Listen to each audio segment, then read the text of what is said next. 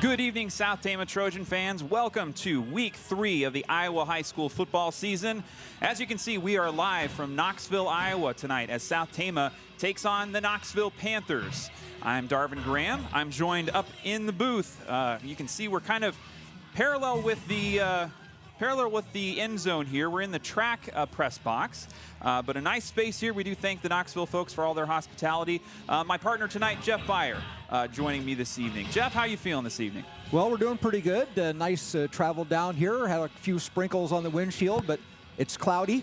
There's really maybe a slight chance of a sprinkle or two, so the weather shouldn't be a factor. The wind is coming crossways kind of into the booth right now, so that's not really a factor. The American flag that was flying really wasn't, probably maybe about 10 miles an hour, but it's a crosswind tonight, so may not have as much effect on a kicking game or a passing game as a wind coming from at the back of a team. So that'll be something to watch. I don't think it's going to be much of a factor. Again, it is cloudy, overcast, but a nice, cool evening. And it kind of feels like that fall weather is coming, even though the forecasters are calling for above normal temperatures for the next couple of weeks yet. So you got a little summer left. We're in that time frame right there where, you know, you got a short sleeved shirt on, but you might want to take a jacket along next time. Who knows? Football coaches and schools around the state have, I think, maybe been waiting for the shoe to drop with the weather. You know, always kind of get one of those scorchers in the early part of the season. But so far, week 1, 2, and 3 has been about as seasonably favorable as you could imagine. And another one tonight. It has not been a factor at all in any of the games so far. No. What'll be interesting to see, you know, talking about the weather, the passing game does play into the Knoxville strategy on their offense a lot more than South Tama has seen. I don't know that quarterback Brendan Woosley is a deep threat so much, but if they're looking to go to the air, if the breeze picks up at all, that might affect some things. And they do have a senior kicker that is a pretty accomplished punter as well. So some things to watch as well. South Tama coming into this one after a heartbreaking loss to Charles City in week 2. They are 0-2 on their season and are just looking to get on a win here. South Tama went winless in their 2023 campaign and took a shutout loss to Roland Story in week 1. And a much closer contest in week 2 against Charles City. But again, the Trojans struggled to fill 4 quarters, and they kind of faded once the second half turned around. And here we are now in week 3. Knoxville, meanwhile, they took a big loss in week 1, but in week 2 they were at Clark of Osceola, and it was the other way around for the Panthers in week 2. They were the blowout winners in week 2, so they're coming off a big loss. We'll kind of detail those week 2 games a little bit later in the pregame show here. As we were getting set up, Jeff, I know you were kind of had an eye on the Frosch game. South Tama's freshman-sophomore team has really started strong. What were your thoughts and some things that came out of that Frosch game? Well, they were dominating from the start. They scored right off the bat. They held them 3 and out, returned a punt, long punt return for a touchdown. They had a fumble recovery. They had several short fields, short drives that led to scores, and the defense was outstanding. In fact, it was 36-0 at halftime. And then both teams traded scores in the second half, 44-8. So future looking pretty good. Defensively, they played really well. It seemed like Knoxville was always in second and third and long situations. So that was a key factor in that game too. But again, it's just like the varsity game we'll talk a little about later. You start off with a positive start, 3 and out, and then a punt return for a touchdown. You have more of that. You want to start with some positive plays, but if you have a negative play, you got to put it behind you. We're going to play the next play because things do happen.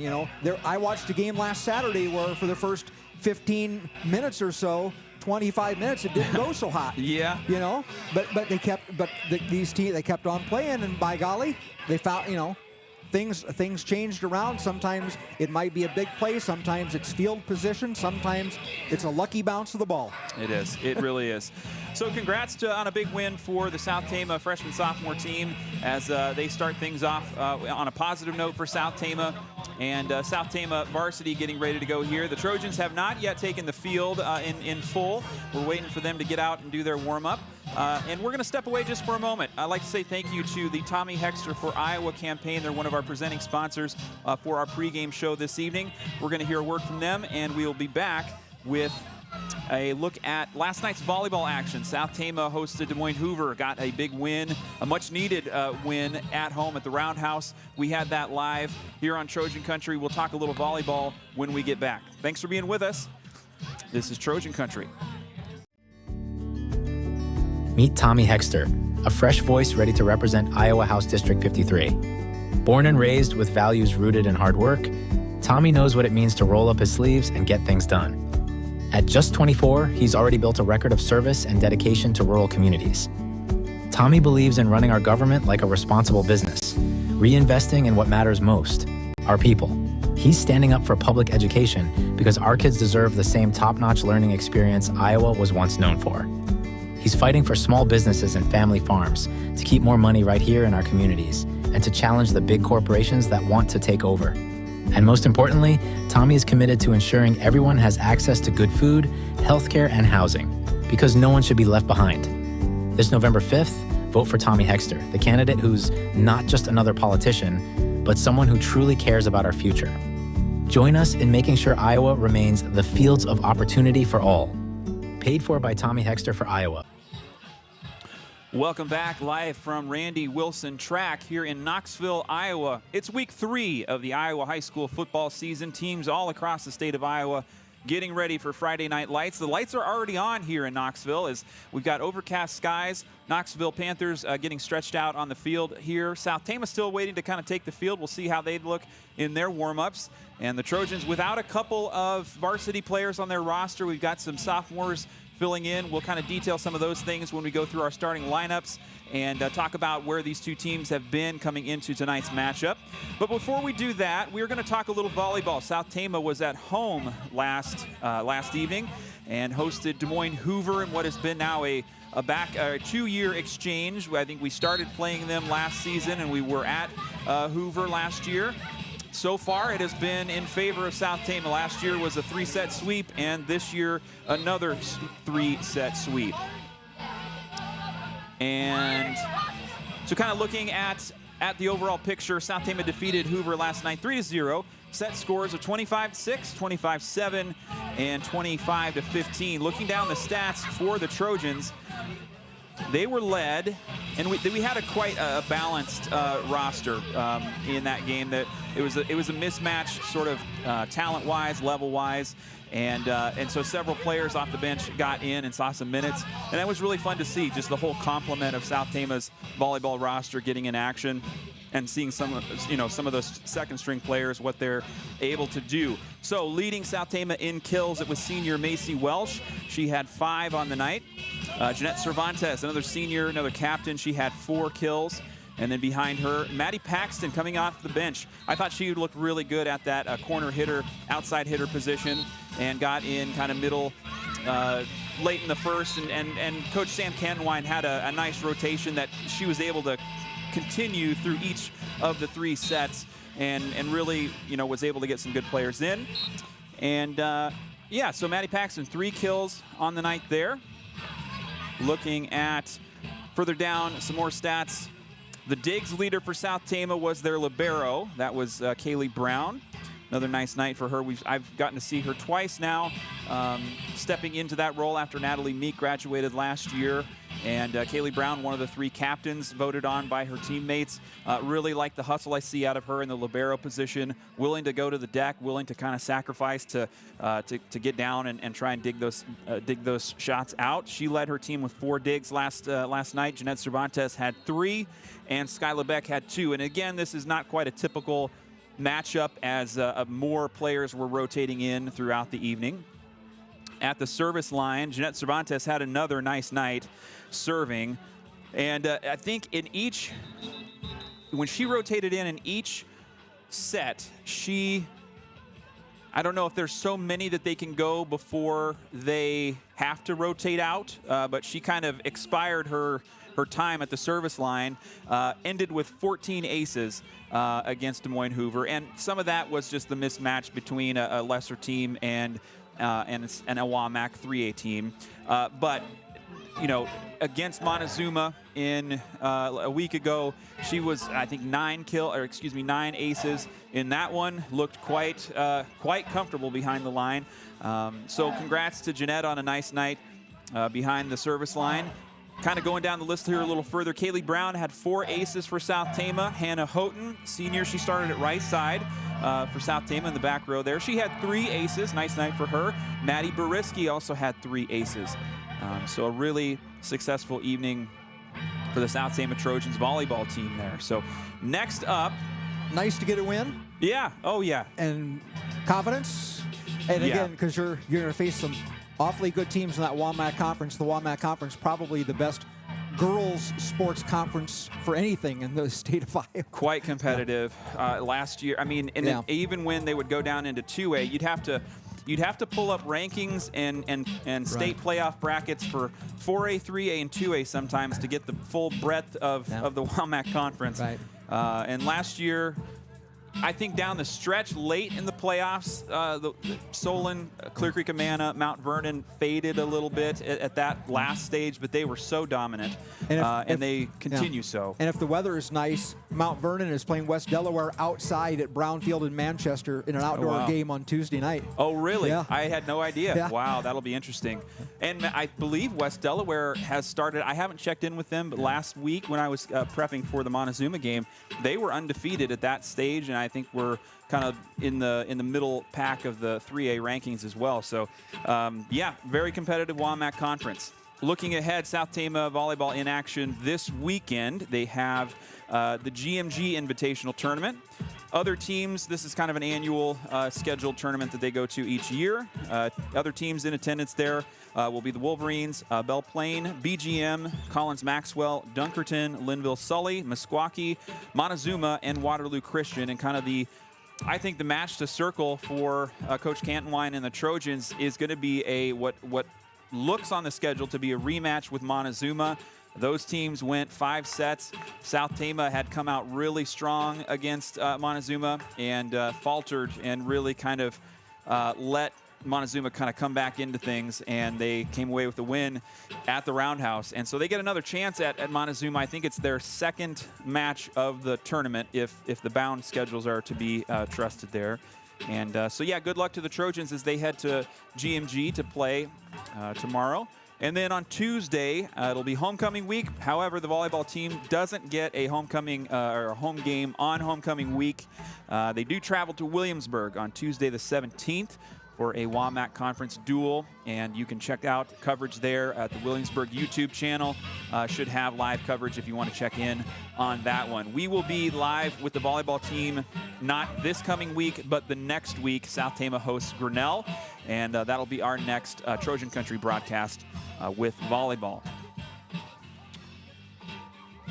And looking forward here. Okay, we're going to jump into our interview with our volleyball players. We sat down, or we weren't sitting, but we talked with South Tama's team captains, Macy Welsh, Kaylee Brown, and Jeanette Cervantes following their win last night. Got some thoughts about where the team is, what they're doing well, and how they're kind of preparing for the next week or so ahead. So here's that. Thanks to our sponsors. We'll be right back after this. All right, it's a fun post-game atmosphere here at the Roundhouse. South Tama just had a 3-set sweep against Des Moines Hoover. I'm joined by our captains, Kaylee Brown, Macy Welsh, Jeanette Cervantes. Girls, how are you feeling after a big night here against Des Moines Hoover? I would say we're feeling pretty good. We're excited with this big win going into our tournament this weekend. And I just think we have really high hopes for the rest of the season. Yeah, tell me, what do you guys feel went well, maybe individually or as a team? What were you seeing out there that was going right for South Tama tonight? I believe with the odds being what they were, I think we still kept our energy very high, and we still played as if it was a very intense match the whole way through. Anything you've been feeling that you've been doing well? I know, Jeanette, you've had a great run at the service line. How's that been feeling for you this season? Honestly, I've been feeling pretty great. It's just really fun back there. Have you done anything different with how you kind of got yourself ready from a serving standpoint this year? Has anything felt different in that regard? Honestly, just taking a deep breath, keeping my cool, and just trying to ace it, basically. Yeah, absolutely. So what are some of the things you kind of take away from this matchup? What are some things the team needs to work on as you get ready for your next tournament, your next week of play? What are some of those kind of challenges or improvements that you're looking towards? I think we just need to make sure we're ready for the fast-paced ball that we're going to expect to see with the WAMAC and at our tournaments.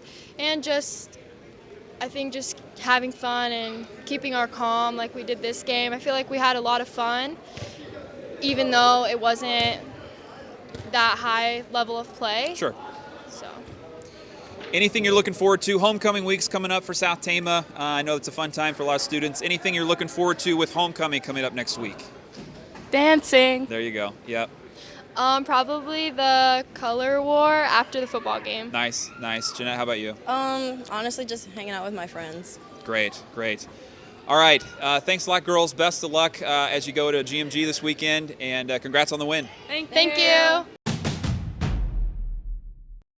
Trojan Country would like to say thank you to all of our local fall season sponsors. They include Gary Bock State Farm, Iowa Premium, MercyCare Tama, Stein-Hrabak Floor Coverings, Hrabak Lumber, Medicap Pharmacy, TFD Photo and Film, Kruse-Phillips Funeral Home, Marquess and Hoyer Law Office, Tommy Hexter for Iowa, S&S Car Wash, Darling Ingredients, The Pump, Scharnweber's, Eric H. Media, Assured Partners Insurance, State Bank of Toledo, and Appraisal and Real Estate Services. Welcome back, live from the Randy Wilson track here in Knoxville, Iowa. Darvin Graham, Jeff Byer with you here as we work our way through pregame. South Tama still yet to take the field. You're seeing the Knoxville varsity team warming up here on the field right now. And about 43 minutes away from kickoff as a very nice night for football out here. Still very overcast, a little breeze, but very comfortable weather outside. And so that should be favorable for the big fellas in the trenches this evening. We're going to take a look at our cross-country team. When they were last in action, it was Tuesday of this last week. The team went to Grinnell for the Grinnell Invitational Tournament there. South Tama has graduated a big class of seniors, particularly senior boys, from last year's squad, and returning only a couple of members. And so right now South Tama on the varsity side for cross country only running 2 boys right now. Several more on the JV side, so we do have several high school runners, but a lot of them at the JV ranks, and 2 runners at the varsity level right now. So for the boys, we're just going to run down some results of the Grinnell Invitational meet, and then kind of bring you up to date on what's coming up next for South Tama cross country. So for the varsity boys, Barrett Jacina, junior for South Tama, he is the lone returner from the historical state qualifying team from last year. He finished 3rd in the Grinnell meet this past week, with a time of 17:07. Congrats to Barrett on that 3rd place finish. And then another junior, Giovanni Perez, he's the other varsity runner for South Tama right now. He finished in 37th place with a time of 20:42.7. So congrats to those 2 on their finishes. Looking down the JV side of things, South Tama had 5 runners running in the JV race. Senior Jerome Capeu placed 9th with a time of 20:55.5. Freshman Brady Jacina, Barrett's younger brother, placed 13th with a time of 21:14.2. Britton Brandt, a junior, placed 22nd in the JV race with a time of 22:17.5. And then Raiden Hill placed 31st, and Logan Richards placed 36th. Both of those 2 kids are juniors. Over on the girls' side, South Tama had 4 runners competing in the girls' JV race. In 12th place, Jenny Manzo. She's a junior, and she finished 28 with a time of 28:15.4. So that was the top girls finisher on the night as a whole for South Tama in the JV race, 12th place finish there. And then Java Gomez, she's a 9th grader, placed 16th and with a time of 29:28.5. In 19th place, sophomore Olivia Smith finished with a time of 30:53.7. And in 21st place, junior Nazareth Carrillo. And then there were we had 2 boys, middle schoolers competing as well in the 1.25 mile middle school competition. Max Shermer placed 25th in the middle school boys race, and Riley Stubbs placed 66th. So that's kind of the full look at South Tama and their run at Grinnell earlier this week. South Tama will be hosting their home meet, so this is the one time you can come out and cheer on South Tama cross country at home without having to probably honestly leave work early and get to somewhere else around the region. So South Tama hosting their home meet this Monday, I believe 4:30 start time, and they are starting things off at the practice football field, so just behind the tennis courts at the high school complex is where things start out there. The teams in attendance are mostly kind of local regional teams. You'll see Gladbrook, Rhinebeck, Grundy Center, North Tama, East Marshall is usually in attendance, Grinnell usually there as well. Meskwaki usually comes out for that one, and a nice sized group usually, but it's a lot of local schools, so that ends up being a lot of 1A, 2A competition. And so things starting off around 4:30 on Monday for the cross-country team. If you do have a chance, get out and cheer on those kids. South Tama's course, you know, it runs through, used to run out at Otter Creek Lake, but for several years now, it has been at South Tama's campus, and they mark off, and I think it goes just kind of around the perimeter of the high school campus. One of the hilliest courses, I believe. That's what I've heard from their coaches in recent years, is the hills kind of getting around the baseball field and up by the closer to the highway there really get to be pretty challenging. So Trojans need all the encouragement they can get as they have their home meet coming up on Monday. Yep, cross country, a little bit of everything, a little flat, little hill. Yeah. You know, that's why they call it cross country. Exactly, and we do have an interview with South Tama's cross country coaches coming up during the Gary Bock State Farm halftime show, and so you'll hear all about what's going on with the South Tama cross country program during halftime. And one of the things we heard from Coach Stein-Hrabak is the things that they're trying to teach us, the runners at this early stage when they're in middle school and if they're just getting introduced to the sport in high school, is how to pace yourself through a full 5K distance, not you know, learning how to conserve energy or what it feels like to be able to run a whole thing and maybe have, you know, more energy at the end. So that's just some things that they're working through, and you'll hear about that during the Gary Bock State Farm halftime show. We are going to jump over to an interview we did just last night. South Tama's, actually before we do that, I just see South Tama's, we're going to just improvise here a little bit. The Trojans just getting ready to march into the stadium, and so we'll kind of catch them as they're marching here. And you'll see them coming in from the right side of your screen in just a second here. And you'll get a look at the, are they going to go all the way around? Nope, they're coming through the door. No, they'll have to come through the door. It's the only entrance way in. There they go. So we'll get a look at them as they get on and get their warm-up going, and then here in a couple of moments, we will cut to, we'll hear a word from our sponsors, and then we will jump to our interview with South Tama's football captains. We talked to them after practice last night and just got their thoughts about the last 2 weeks of games, how the team is looking, and some things that they're focusing on and trying to improve as they get ready for the kind of middle part of the season here. So Trojans getting ready to take the field. Head coach Nate Dorn. This is the third non-district game of the year. There are four non-district games, and we have 5 district games. And again, well, most of them, you have 2 on the road and 2 at home in the non-district. And this will be the second road game. The next Friday night will be the second home game of the non-districts. And homecoming next week already. It's hard to believe. Yeah, big week coming up. All kinds of activities. The dress-up days for all the kids at the schools. And then homecoming festivities on Thursday. We will have a live broadcast on our Facebook Live.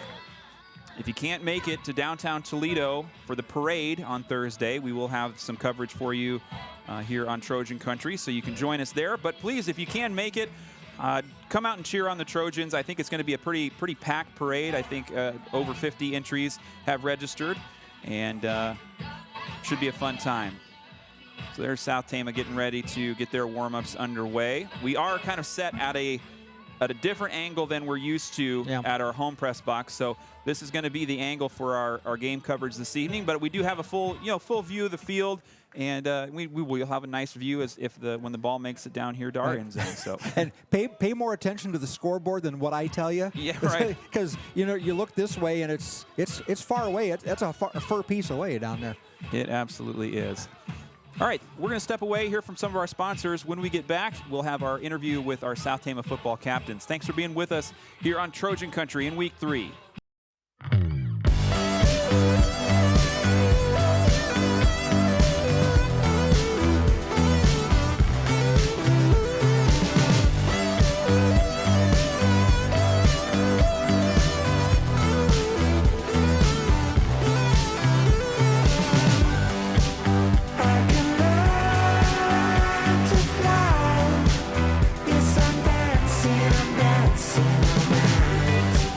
I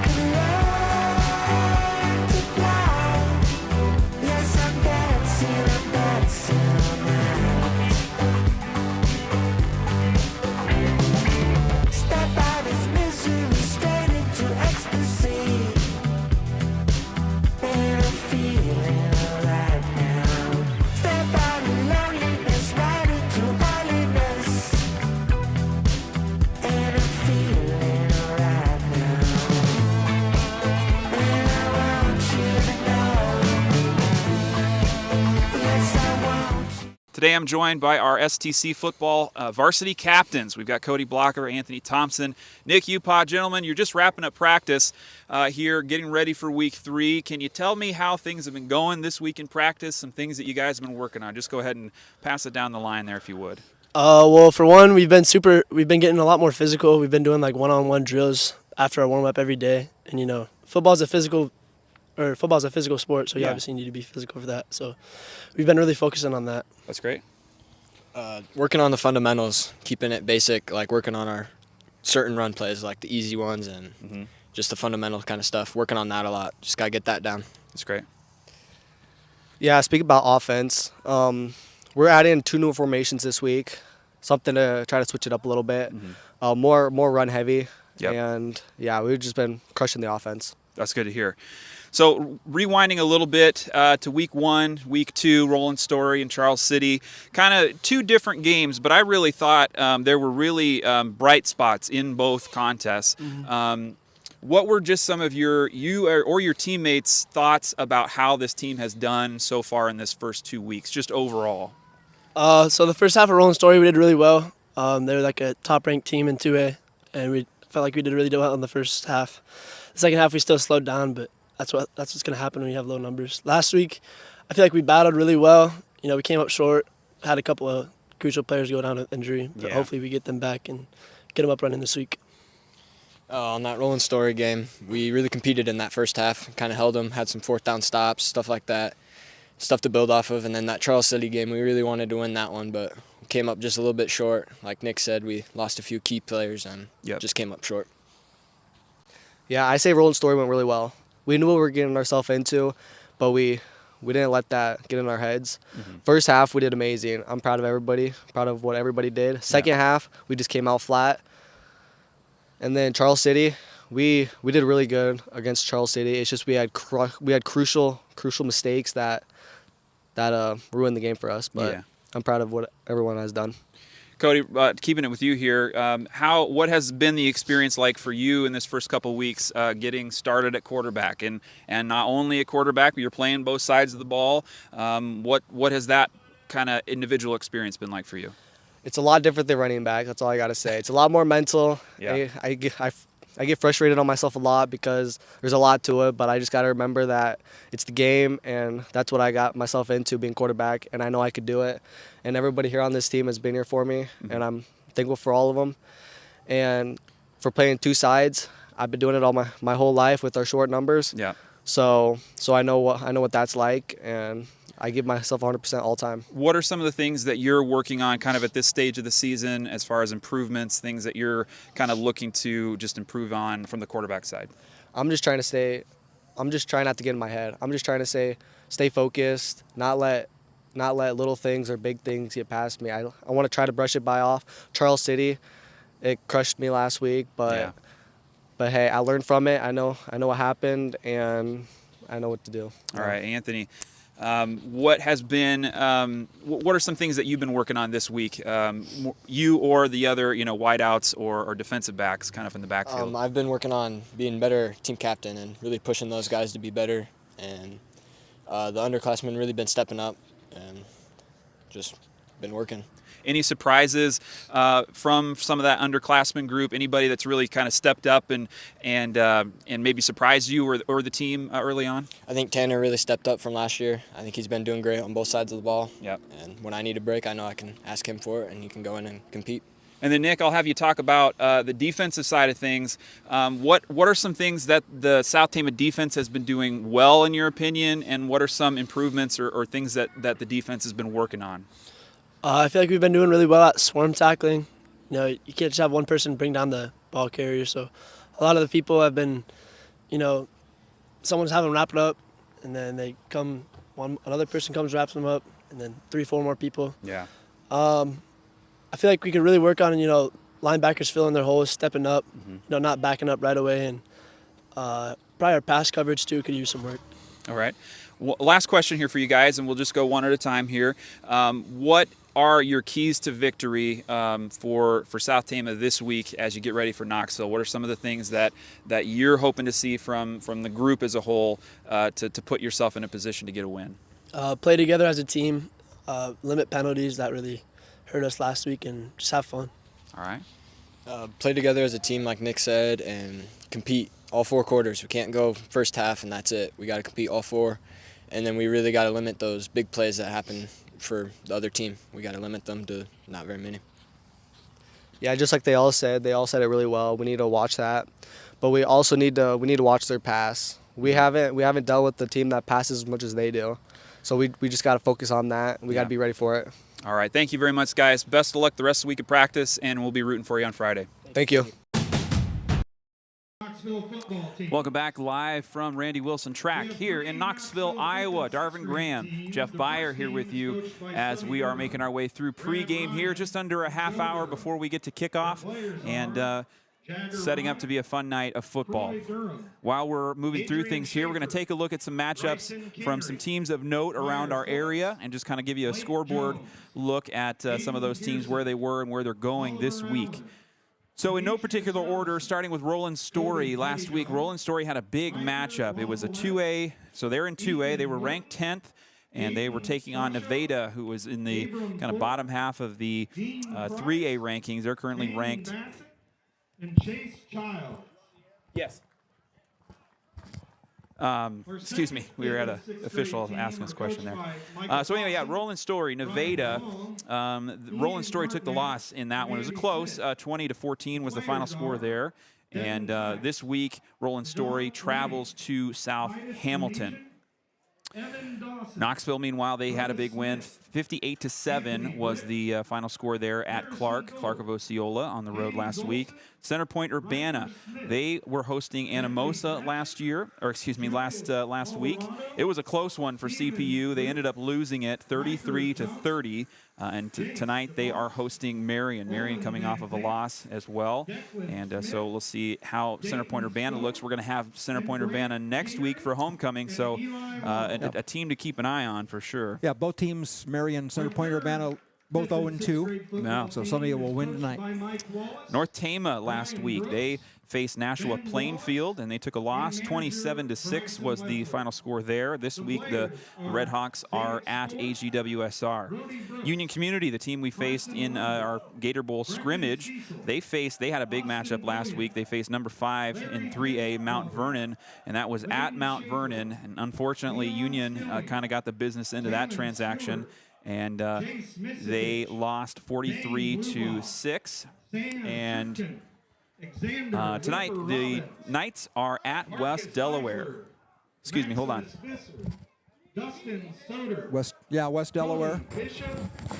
West Delaware and Union tonight. Union lost Mount Pleasant, or lost to Mount. Okay, hold on. Jeff, can you kind of keep, or yeah, if you want to go let him in, thank you. Sorry, folks, we're at a different press box, and the underside of our press box is getting used by some different people. So the folks that are kind of below us, I think, are thinking that we are Knoxville folks. But at any rate, we got it covered. So pardon our interruption there. But they are getting ready for, I believe, the color guard to come out, and national anthem and such. Marching band kind of making their way to the field as well. So kind of tapping back in here, we'll go quick. GMG last week, they had Janesville at home on Thursday of last week. They lost 41-0. This week, the Wolverines are at Dunkerton. Meskwaki Settlement last week, they were at Lone Tree. They took a 50-6 loss against Lone Tree. And this week, they are at Gladbrook-Rhinebeck. Gladbrook-Rhinebeck, meanwhile, traveled to Tripola. Don't say that too fast. And Gladbrook-Rhinebeck won 70-12. And like I said, this tonight they're hosting Meskwaki. Belle Plaine down. Oh, go ahead, Jeff. That game's just underway. Okay, great. Yeah, we'll keep an eye on that. And Belle Plaine got themselves into the 8-player rankings. And I don't know if they recently. Do you know if they've dropped down recently to 8-player or what they're? I don't remember them in the 8-player. Yeah, they've been 8-player. I think this is the 3rd year, or is it maybe the 4th year? Because I know next year they change. Redistrict and all that stuff. Right. So Belle Plaine, they're currently ranked 9th in the 8-player standings. Last week they had Melcher Dallas. They got a big win on the road at Melcher Dallas, 86-12. That was Belle Plaine winning in week 2. This week they have Moravia. Marshalltown, meanwhile, they were playing Cedar Rapids Jefferson last week at home, but they took a loss. 28-7 was the final score for the Marshalltown Bobcats. This week, they are on the road at Davenport North. BGM last week hosted Twin Cedars, and they got a shutout win there. 70-0 was the final score. And this week in week 3, BGM is on a bye week, so they are not active in week 3. East Marshall last week traveled to Sadell, and they won 40-21. This week, the East Marshall Mustangs hosting Eddyville, Blakesburg, Fremont. BCLUW up to our north. They had AGWSR in week 2, and they were on the road that time. The Comets lost 14-13 in a close one, and BCLUW at Nashua Plainfield this week. And rounding out your scoreboard, West Marshall had South Hamilton in week 2. They got a big win against South Hamilton, 56-6. And the West Marshall Trojans are hosting Hampton-Dumont Cal, a familiar team from the last district set for South Tama. We saw them 2 straight years not long ago. So a look at some area scores from last week. We're going to take a quick break. When we get back, we will jump into a district breakdown and talk about the district teams that were in action last week and where they're going this week in week 3. We will be back after this. Thanks for being with us on Trojan Country. Trojan Country would like to say thank you to all of our local fall season sponsors. They include Gary Bock State Farm, Iowa Premium, MercyCare Tama, Stein-Hrabak Floor Coverings, Hrabak Lumber, Medicap Pharmacy, TFD Photo and Film, Kruse-Phillips Funeral Home, Marquess and Hoyer Law Office, Tommy Hexter for Iowa, S&S Car Wash, Darling Ingredients, The Pump, Scharnweber's, Eric H. Media, Assured Partners Insurance, State Bank of Toledo, and Appraisal and Real Estate Services. Here we go. Welcome back live from Randy Wilson Field, Knoxville, Iowa. We are about 20 minutes away from kickoff in this week 3 matchup between South Tama and Knoxville. South Tama is this will be the 2nd year in a row that the Trojans have faced Knoxville. Darvin Graham and Jeff Byer here with you on the call this evening. So taking a look at the district, it was a little bit of mix-up this week. We haven't gotten to district play yet, so that's when things really kind of rubber hits the road a little bit. But some tough matchups for some of these teams in their early season schedule as well. Starting off for Benton first. Benton Community they were traveling to Marion last week. The Bobcats did get a big win. They defeated Marion 41-13, improved to 2-0. And the Bobcats controlled the game on the ground. They racked up 311 rushing yards, scoring 4 touchdowns on the ground. Benton quarterback senior Brendan Hying led the offensive charge with 159 rushing yards on 18 carries, including 2 touchdowns. He also completed 7 of 11 passes for 119 yards and a 35-yard touchdown pass to senior Dawson Rosick. Senior running back Dylan Lefevre contributed heavily, carrying the ball 19 times for 153 yards and 2 touchdowns. The Bobcats opened the scoring with a 17-yard run by Hying in the first quarter, and after 2 field goals by Elijah Kupka, Benton extended their lead to 20-0 in the second quarter, so they were out big with Hying's touchdown pass to Rosick. Then it was Lefevre adding a 7-yard touchdown run in the third quarter, followed by another 2-yard score in the fourth. Marion's offense was led by senior quarterback Caleb Deers, who threw for 81 yards and a touchdown. He had 101 yards on the ground as well. Deers' 1-yard rushing touchdown in the third quarter accounted for Marion's second score. But the Bobcats' defense, anchored by junior Grant Valesky and senior Dylan Lefevre, also combined for 16.5 tackles, stifling Marion's attack. Benton's victory really focused on a ground and pound approach, and their strong offensive line was instrumental in controlling the game. This week, Benton Community hosts 3A 5th-ranked Mount Vernon. Another big game with Mount Vernon kind of playing into the picture here with some teams that are in our area. So good luck to Benton Community as they go on to face Mount Vernon tonight. That'll be a good ball game. I think so too. Yep. Yeah. Benton in any other district could have been a playoff team last year, and just came up short against some really stacked. A good test. Good test for both. Yeah, for sure. Looking at Grinnell last week, they had a close one against Bondurant Farrar. Grinnell mounted a second-half comeback to edge out Bondurant Farrar 17-14. It was a defensive battle on the road for the Tigers. After a scoreless first quarter, the Blue Jays surged ahead with 2 second-quarter touchdowns, taking a 14-3 lead going into halftime. Grinnell's only first-half points came from a 33-yard field goal by senior Jack Hoops. The Tigers turned the game around in the third quarter, though, sparked by senior quarterback Brady Kaufman. How many Kaufmans are we going to have? I swear to goodness. I have called so many games with those tall, lanky Kaufman kids. I don't know if this is the last one, but I think Trojans are hoping possibly. So he's another talented quarterback from the Kaufman family at the helm for the Tigers. Well, their dad was a great athlete down at Sigourney. Yeah, he was. So Kaufman finished the game completing 11 of 21 passes for 129 yards, 2 touchdowns. On the ground, he added 79 rushing yards on 11 carries, while sophomore Josh Ringler contributed 47 yards on 15 attempts rushing. We got a rainbow. We do, yes. Let's have a... I mean, that could be a good omen here for South Tama, just above the field here. Yep, there you go. Look at that. We did have a few sprinkles here about maybe 20 minutes ago, kind of maybe wet the sidewalk here a little bit, but anything that's on the radar really isn't hitting the ground right now, according to what I see. So the rainbow touching the South Tama side of the field. Things are feeling good. The sun is the sunset is kind of peeking through behind us here, and things are looking up for the Trojans here at Knoxville. So kind of wrapping up this Grinnell summary here. Despite a strong first half, Bondurant-Farrar, there was Bondurant-Farrar's offense led by senior quarterback Jordan Ryle struggled to gain traction in the second half. Ryle rushed for a 24-yard touchdown, completed 10 of 28 passes for 104 yards. But Grinnell's defense stood firm in the final quarter, securing the win, and they improved their record with a gritty comeback performance on the road. This week, Grinnell hosts Oskaloosa. So that I don't know too much about Oskaloosa this year. A big school. They'd have put together competitive teams in the past. Should be interesting to see how they fare in week 3 against Oskaloosa. Solon, meanwhile, they're kind of the one to beat right now. They're the I think so, top ranked team in our district. Currently 2-0. Williamsburg taking a loss last week. We'll talk about that in a moment. But Solon had Clear Creek Amana in week 2. They got a big win. 42-14 was the score.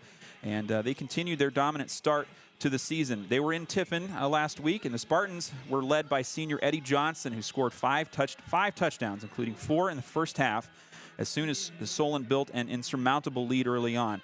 The Spartans wasted no time getting on the board. Johnson found the end zone on a 21-yard run after a key 4th down conversion. Moments later, after a Clear Creek Amana fumble, senior quarterback Ty Bell connected with Johnson again for an 18-yard touchdown pass, putting Solon up 14-0 at the end of the first quarter. Solon extended their lead to 28-0 in the second quarter, and Johnson added 2 more touchdowns, a 4-yard run and a 46-yard interception return by Eli Campman. Clear Creek Amana managed to score late in the second quarter with a 1-yard touchdown run, but Solon entered halftime with a commanding 35-7 lead after another short touchdown run by Johnson. Johnson tied a school record with his 5th touchdown early in the third quarter, capping off a methodical drive with a 3-yard run. Junior Ryan Locke's extra point made it 42-7. Clear Creek Amana added a 2nd touchdown in the fourth quarter with another 1-yard run by Poynton, but the game was already pretty well out of reach. With the win, Solon improved to 2-0 and look to continue their strong start this week. They have Central DeWitt. The Sabres are 0-2, so it should be a winnable game for Solon, but we'll see how that shakes out. And good luck to Solon as they compete against Central DeWitt. Meanwhile, Clear Creek Amana, they go from worse to even worse. I mean, or maybe better to worse. I don't know. They've got Williamsburg this week, so back-to-back, the Clippers, staying in the WAMAC conference for what it's worth, but they have 2 of the best teams in the state of Iowa, or at least in Class 3A anyway, in week 2 and 3. So we'll see how that shakes out. Fairfield, the Trojans, further down the line here, they got a 55-15 win against Fort Madison in week 2. And they snapped a 5-year losing streak to Fort Madison with a 55-15 victory at home, earning their first win of the season. They relied heavily on their ground game, racking up 472 rushing yards and scoring all 8 of their touchdowns on the ground. Fort Madison had the first points of the game with a 1-yard rushing touchdown from Marcus Guzman early in the first quarter, but that would be their only lead of the game. Fairfield took control in the second quarter when sophomore Ethan Biscard scored, and the first of his 3 touchdowns, giving Fairfield an 8-7 lead after Luke Consol's successful 2-point conversion.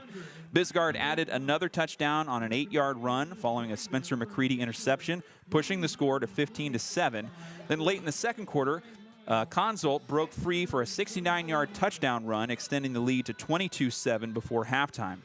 Fairfield's defense forced a Fort Madison fumble on the first play of the third quarter, setting up a short drive capped by a sophomore quarterback Voss Richardson's 1-yard touchdown run to make it 29-7. And then Consol added another long touchdown run later in the third, sprinting 74 yards untouched to widen the gap to 35-15. Consol led the Trojans with 191 rushing yards and 2 touchdowns on just 10 carries, which is quite impressive. And this week, Fairfield's now 1-1. They'll look to build on that momentum as they face Highway 1 rival Washington. Washington comes in 2-0, and we'll try and check in with that game later here at halftime and see how that's going. So good luck to Fairfield as they compete against Washington. We do have one score update in the first quarter.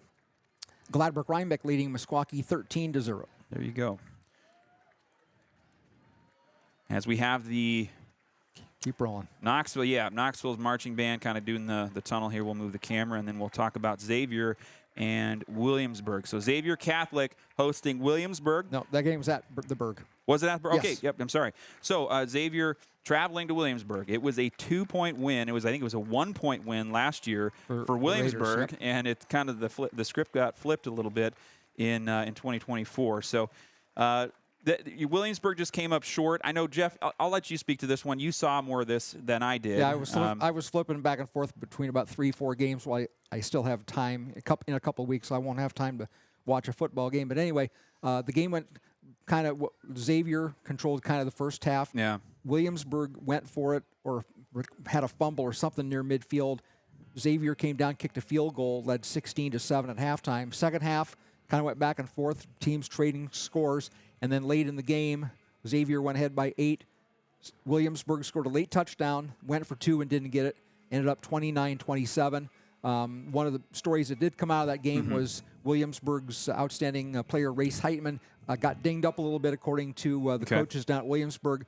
He did have 5 receptions, I think, for like 60-some yards for most of the game. I think in the second half, when he got injured and dinged up a little bit, and I think he sat out the last quarter or so of that game. Okay. But I don't think that it's anything too serious for them. But of course, the Raiders have Clear Creek Amana tonight, and Coach Ritchie will have them ready to go when this district hits, because when this district starts, we're going to have some head knockers coming down the stretch. I really think so too. I thought Grinnell really, kind of rose to the occasion. I thought they got a couple of nice wins in the district last year too. I look for them to be competitive. They could be an upset watch for District 5 this year.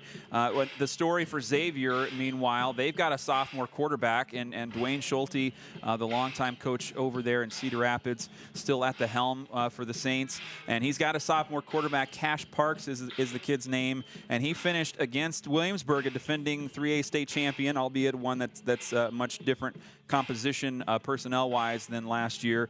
But Xavier's Cass Parks finished with 339 yards and 3 touchdowns in a very competitive back-and-forth game. So dangerous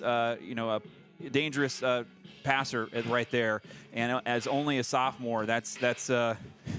And according to one report I've seen tonight, he is not playing this evening. Really? Okay, interesting. So both teams there, I think, I don't know if Xavier moved much in the rankings, and I'm looking at, there's a few sets of rankings until we get into the Boys Association's kind of official rankings later in the season. But looking at the Des Moines Register in 4A, Xavier ranks 5th after week 2, and I think that's about where they were last year, because the teams ahead of them all won their games, so nobody kind of fell off in week 2 in the Class 4A rankings. And so we're going to step away here as we get to closer to kickoff. We got our Coach's Corner interview with STC's Nate Dorn. We're going to jump to that, and we'll be back with starters after this. Thanks for being with us here in Trojan Country. South Tama and Knoxville coming up next.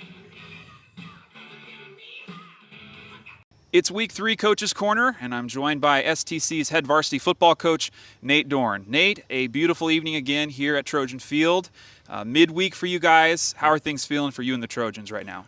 Things are moving along, same business as usual. We do have some injuries this week, so we're adapting to that. We had to move up another sophomore, so we're getting him, acclimated to the varsity situation. So, otherwise business as usual.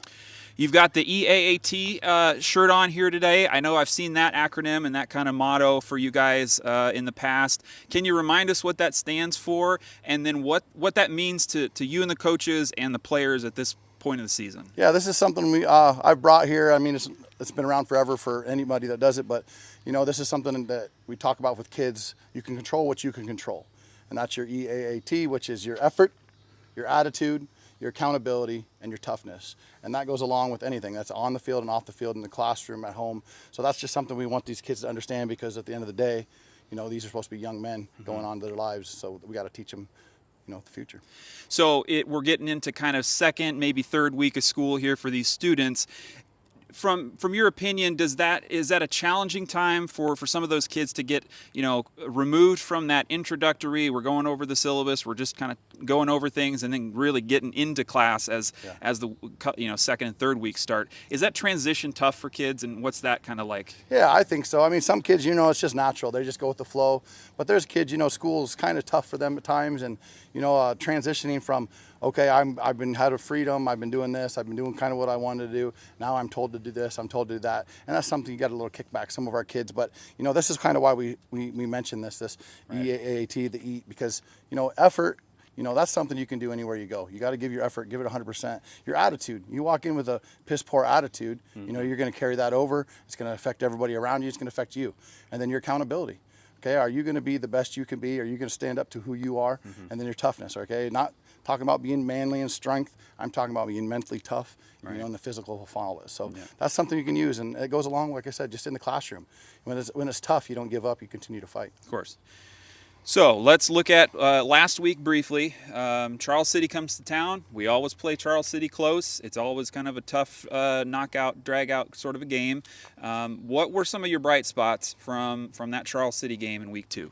Bright spots that I thought the kids played, their effort, their effort was there. They gave us everything they had. I mean, they showed up. They played 4 quarters. I mean, we were fighting to the bloody end. There was opportunities at the end that we could have, won a couple of rounds or break a touchdown. Maybe we take it down and we get close to tying it. So that was it. I mean, that was the bright spot. The touchdowns, getting 2 touchdowns, I think that was huge for us this year, especially the big one by Mikey, our sophomore, and then pounding it down there. That fumble takeaway from Tanner, that was a huge bright spot. Some defensive plays that we made. So, I mean, there's lots of things we could look at that was like, heck yeah, we did a great job there. Yeah. And from kind of the flip side, what are some of the improvements that you pulled out from that week, and what are some things you're working on with the team as you look forward now to week 3? I would think, offensively, I thought we stepped up a lot. We started to change up some personnel. Cody started kind of getting a little more comfortable. He got a little tight when we were kind of forced to pass. Like you said, Cody is a running back, kind of forced in that fast pass position, but he's getting better and better all the time. Defensively, I thought we did some really good things. We've seen some guys that last year didn't really show up, but this last game they really did. Had some injuries where guys replaced them and stepped right into a good role. So those are some bright things that we saw as well. Right. Looking at week 1, one of the issues, or one thing that was really apparent if you're watching the game, is that South Tama had trouble getting to 4 quarters and just the fatigue, or just being, at full strength for 4 quarters. How did that go for the team in week 2? Do you feel like they rose to that challenge a little more, came out a little better in the second half? I know the second half was tough, but what was the assessment on kind of that part? I would say, yeah. I mean, we fought to the end. I mean, like I said, we were fighting to win that game in the last seconds, and that was our focus last week, was to be better prepared, be more efficient all 4 quarters. We can't just play a half of a football game and ever try to win. And that we knew these guys. We played them several years. We win when they won. In the last couple of years, we've lost in the end and just ran out of time. And it's kind of been a nail biter with these guys. So it's always a good game, and our goal is to get them. Hopefully we'll get these guys again and we'll get to show what we did. So last week we saw Marcus Bear had an injury that he was down for a while and was taken off. I've heard maybe another injury that happened as well. Can you give us an update on how some of those players are doing and how things are looking for them on Friday? Yeah, Marcus. Yep, he had a little scare, more preventative than anything. Okay. He had a knee injury last year that kind of took him out for the season and into his wrestling season. He tweaked his other knee. We just wanted to be preventative. It scared him, I think, more than anything, which it would be too. But he's back and ready to go. He's been cleared. We lost another nose tackle, Marty Garcia. I'm not sure exactly what's going on, but he didn't dress the last 2 days. Kinzer Jeanette, another tight end for us, and inside linebacker for us, started for us last year. He's out with something with his heel and an ankle. Okay. He's not able to go. Kyle Youngbear, pulling our guard and our middle linebacker, broke his hand. Oh, no. So we're hoping that he will be able to get that casted and we can club it. Yeah. So, I mean, it's nothing new around South Tama. It seems like every year we have a kid with a club. Yeah. And then we got a couple kids that, that kind of decided not to come to practice. So, we're in one of those situations where, we're getting to that mental part where this is really going to become important. And we've got some other kids that stepped up. Like I said, we moved up some kids, some sophomores that stepped right in, and they have no problem stepping up and taking those roles. Can you tell us who some of those faces are that might see some time in this varsity game filling in those spots? Yeah, the ones you've already seen, Anthony Viramontes, Kyle Youngbear, we're hoping he's back again. Michael Henry, is another one. Eric Medina is another one playing that role. And we moved up Manny Cervantes. Okay. He's a big kid. He didn't play last year. He hit that weight room like crazy with us this summer. He's put a lot of energy in, and he's just a big lineman that we finally decided, it's time to get him up, and this is a great opportunity. So he's going to come up and help us. And then Chandon Graybell is another one that we haven't been moving up officially, but we're trying to leak him in slowly. He's an outside linebacker receiver for us, and he's just an all-around great kid and does great things for us. Another nice win for the Frosch team in week 2. Can you speak to how things are going with that group? I know you got 2 different coaches working over there. From what you've seen, what have they been doing well with that Frosch group? They just want to win. I mean, those kids work well together. Obviously, they got a lot of coaching experience down there with them, with Coach Cook and Coach Hosky. I mean, they know what they're doing. They know how to get things done. Those kids rise to the challenge all the time. They definitely take this. They got a lot. Their majority of them guys down there are freshmen right now. We've taken a lot of their sophomores. So, I mean, they're doing well and they're doing great things, and the future's bright with them guys, I believe. And so this week we have Knoxville, another familiar opponent for South Tama in the last few years. And if looking down the box score and the lineups, some familiar faces. They're bringing back a lot of kids. South Tama's got some returners as well. What does this matchup look like from a game plan perspective? How are you getting ready for Knoxville in week 3? Yeah, that'll be a little different. Kind of like what we've seen the last couple of games, just ground and pound teams, just coming at us and saying, here we're going. Knoxville's a little more deceptive. They run the zone read. They like to get the ball in the air. They like to throw the hitches. They like to, their quarterback's a runner. He's a scrambler. He can keep things alive. They got a couple good receivers with 82 senior. I forgot his last name right now. Woosley's, I think, the quarterback, and I can't think the other one. There's a good combo there. I mean, they connect many times on some deep balls, and he runs really good routes. So it's something we're going to have to do. It's a little different preparation for us than we've had the last couple games. But, we stepped up to the challenge, and I think we had a good practice today. That's great. All right, thanks for the time, Coach. Best of luck to you and the Trojans. No problem. Thank you. Welcome back live from Randy Wilson Field here in Knoxville, Iowa. We are just moments away from kickoff. South Tama will receive first. I'm going to turn it over to Jeff Byer, so we'll kind of quickly get through some starters. Okay, starters offensively. South Tama quarterback is Cody Blocker. Wingback Tyrus Clegg. Michael Henry at wingback. Eric Medina at wingback. Marcus Bear in uniform tonight at the fullback. Nick Upaw at a wide receiver. Drew Mellies. Wes Hannes. Anthony Vermanas across the line. Anthony is the center. Kyle Youngbear and Manuel Cervantes will be your other linemen for South Tama. And that's your offensive starting lineup for the Trojans. We mentioned Knoxville. Their quarterback is Brendan Woosley. Their running backs are Rylan Robinson, Cale Irving. Wide receivers Kobe Higginbotham and Max Magana and Eli Fuller. And those are your key players, your skill players for Knoxville to start the game. So a couple notes from last week as we get ready for the kickoff here. It looks like we've got Michael Henry and Tyrus Clegg back deep for South Tama. And we'll cut to that first. Okay, kickoff. And here we go. And Henry with the ball first. Right up the gut. So South Tama will get the ball to start the game here. So South Tama, viewers will remember Marcus Bear was down and had a lengthy injury timeout last week. We did hear from Coach Dorn yesterday. He has been cleared to play. I think he had gone through a knee injury on his other knee that was, not the knee that got hit last week, but his other knee, and was just kind of precautionary measures to make sure, he was going to be able to get off the field okay. And so he's back here tonight. He's starting at fullback and in linebacker. And hopefully he has got a good game, feeling good here. So here we go, 1st and 10 for the Trojans. Ball's at the 25-yard line, and we've got a throw down the middle of the field. Complete. And Tyrus Clegg getting free in the open field. Clegg looking to break free, almost to the 10. A big pitch and catch for South Tama's Cody Blocker and Tyrus Clegg. No, it's Blocker is not the quarterback. Oh my goodness. Okay. They've got. Well, look. I think it's number. It's Nick Upaw. Okay. Nick Upaw is the quarterback. Well, we didn't get that information last night, but that's all right. He threw the ball. He threw it. Oh no. Nick stepped in sometimes last year. He was kind of the backup for Daniel Weiss last year, and. All the way to the 21-yard line of Knoxville. Wow, big play. So here's, I think, Blocker now on 1st and 10 after the big passing play. And we're going right up the middle. Nowhere to go. 2nd down coming up. So Nick Upaw on the big passing play to open things up for South Tama. Pushes the ball down the field. The reception goes to Tyrus Clegg, and credit to him. A lot of yards after the catch there, too. And South Tama on the doorstep of the Knoxville Panthers red zone here. 54 yards on the first pass, and then who ran the second time? I didn't catch it. We're kind of stacked up here a little bit. It was, okay. Yeah, I think it might have been Bear, but I don't know for sure.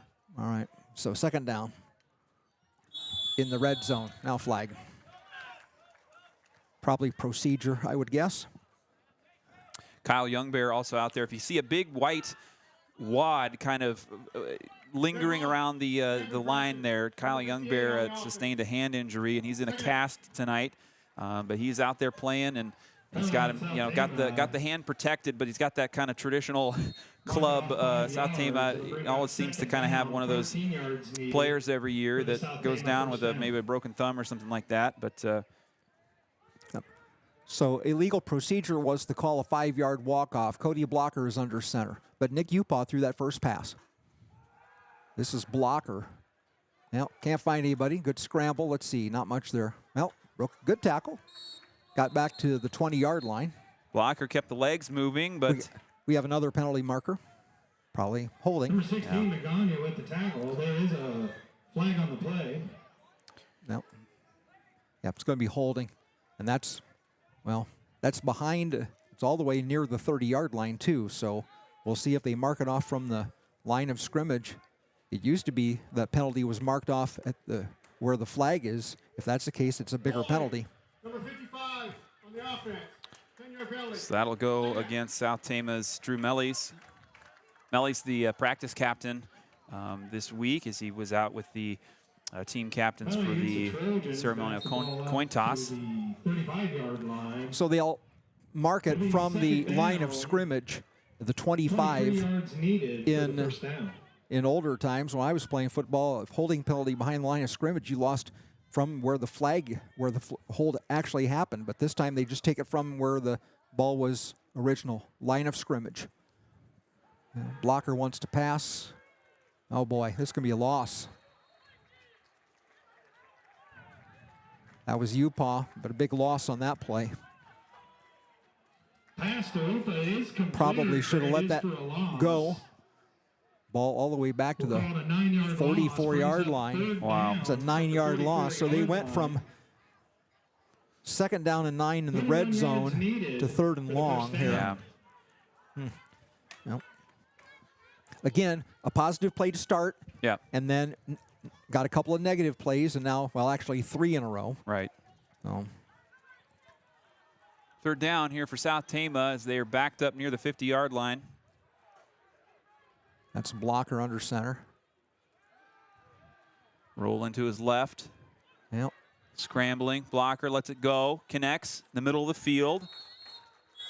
Medina I think makes that was the Eric catch. Medina, yep. We got another flag. My goodness. Medina with the catch. They stopped far playing. side of the field there. Play. Well, it really doesn't, well, it's not a first down, not even close to a first down, but let's see what the strategy is here. Do you take the play and then, you know, punt the ball, force the punt on fourth down? That might be the situation, but let's see. This could be on Knoxville. Number 5 on the offense. It is against Lyman downfield was the call. No, no? The wide receiver, instead of going out for the pass pattern, blocking. You cannot block. There you go. Okay. Sure. But the Panthers They got the they got the ball down inside for the 35. It's at the 33, about the 33. So, well, they got about 11 yards on that play. Fourth down from the 33-yard line, 22 yards needed for the first down. 4th and 22. Medina made that catch. First blocker in the Trojans. Upa and Henry, the receivers to your left there. Blocker. Through the middle of the can't field. quite there. Medina. Almost got. Yeah, Medina had it on his fingertips, couldn't control it. Pass ball is incomplete. Trojans turn over the ball to the Panthers. So South Tama gets the big play to start, but unable to kind of put the rest together as we do see some rain droplets starting to fall here. Okay. And so the ball is at about the 33. Yeah. Scoreboard says 34. Okay. Well, again, a positive play to start. First 3 passes complete. 9-yard loss. Didn't help. But again, a couple positive plays. Now you got to tighten up on defense here. Let's get a 3 and out. This is Brendan Woosley, the quarterback for Knoxville. Fires one. Connects in the slot. Dancing around. That was number 16 for Knoxville, Max Magana. And enough for a first down. What we're going to see, I think, is a lot of run-pass option from Woosley and company. They're a pass-heavy team. Woosley is in top 5 in completions and touchdowns in Class 3A right now through 2 weeks. And again, our camera angle a little sharp there. The ball is right at the 50-yard line.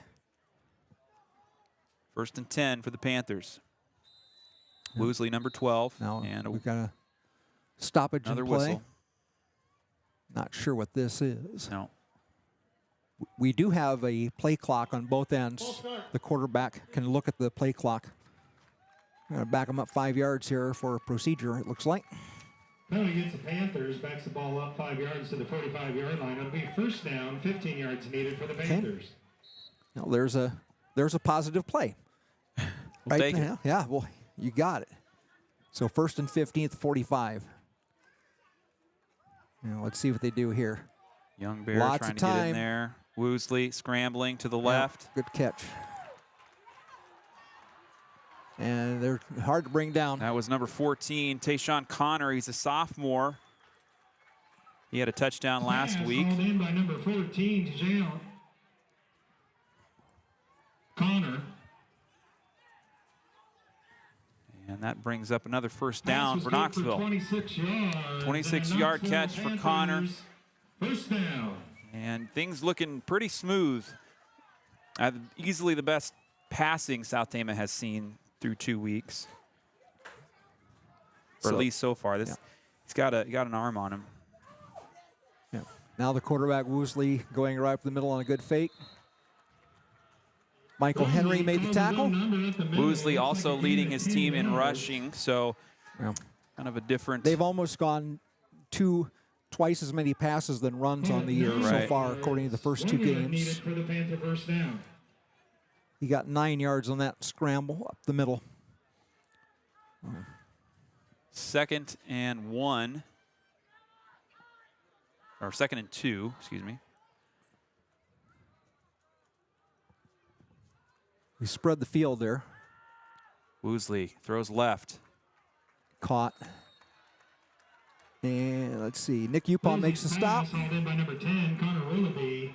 Connor Willoughby, the receiver for Knoxville there. Gain of 5 yards and good for the Knoxville Panthers. Another first down. They've used a lot of receivers so far in their first 2 games. He spreads the ball around pretty good. They've thrown it 61 times coming into this game with 30 running plays. So the ball is at the 15. Pass is I think incomplete. That was Magana again. Yep. He dives for it, but hits the turf. Woolsey's pass intended for It's the first incompletion of the night for Woosley. 10 yards needed for the Panthers. Rain still coming down here at Randy Wilson track. No sign of any kind of lightning, though. It seems like a pretty... It's light rain. Yep, but that's on a turf field with high school level play here. Could be a factor. We'll see. Let's see if they can stop him here in the red zone. Woosley in the shotgun, low snap. He rolls out, pressure there. Beautiful. Sack. That was Marcus Bear. Marcus Bear looking strong. Knee looking good for the junior. For a loss on the play. And Bear takes down Woosley, and that will give South Tama maybe a little breathing room, little momentum. Oh. From the Panthers' 25-yard line. Well, let's see. Well, the ball is inside. They're about the 24. That was a loss of close to 9 yards on that one. Marcus has played well so far in first 2 games. Yeah, really. He was the defensive leader for South Tama in that opener. Woosley again looking to pass. Young Bear on the pressure. Woosley going deep, long, out of bounds. Good coverage, double coverage. Clegg and Henry was out there. Higginbotham was the intended receiver, but he just threw that one out of the end zone. Higginbotham, a 6'2", sort of a tight end position for the Panthers. His first target of the night. Got a flag again. Downfield on the offense. And so it'll be a penalty against Knoxville. A couple of those on there. So both teams. Well, they're going to take the penalty now. You could decide to decline the penalty. Right. Offense, decline. Take the down. It's fourth down. There they go. Yeah. So they do decline it. Fourth down and long. So that's probably the best decision right there. Bring up 4th down from the 25-yard line. Take the play. And so it'll be 4th down. Woosley and the fullback Irving in the backfield. They need to get down to about the 5-yard line here. Good rush. Now, good. And incomplete pass. Turnover on downs if there's no flags. We've had quite a few flags in the early part of the game. Kind of got to preface that almost with this one, but yeah, incomplete. And that'll be a nice defensive stand for South Tama. And credit the linebackers there, putting pressure on the Knox. Yeah, they forced him out to the left side. He's a right-handed quarterback. You throw that way, it's a little harder, more difficult throw that time. So a good defensive stop. Just what you needed in this situation here in the first quarter. The ball about the 24-yard line. So here comes Cody Blocker and the Trojans in their second drive of the game. Still scoreless. We did have a big pass play. Nick Upah started under center. Yeah, the shotgun, yeah. And there's a run play to start things off. Michael Henry, your ball carrier.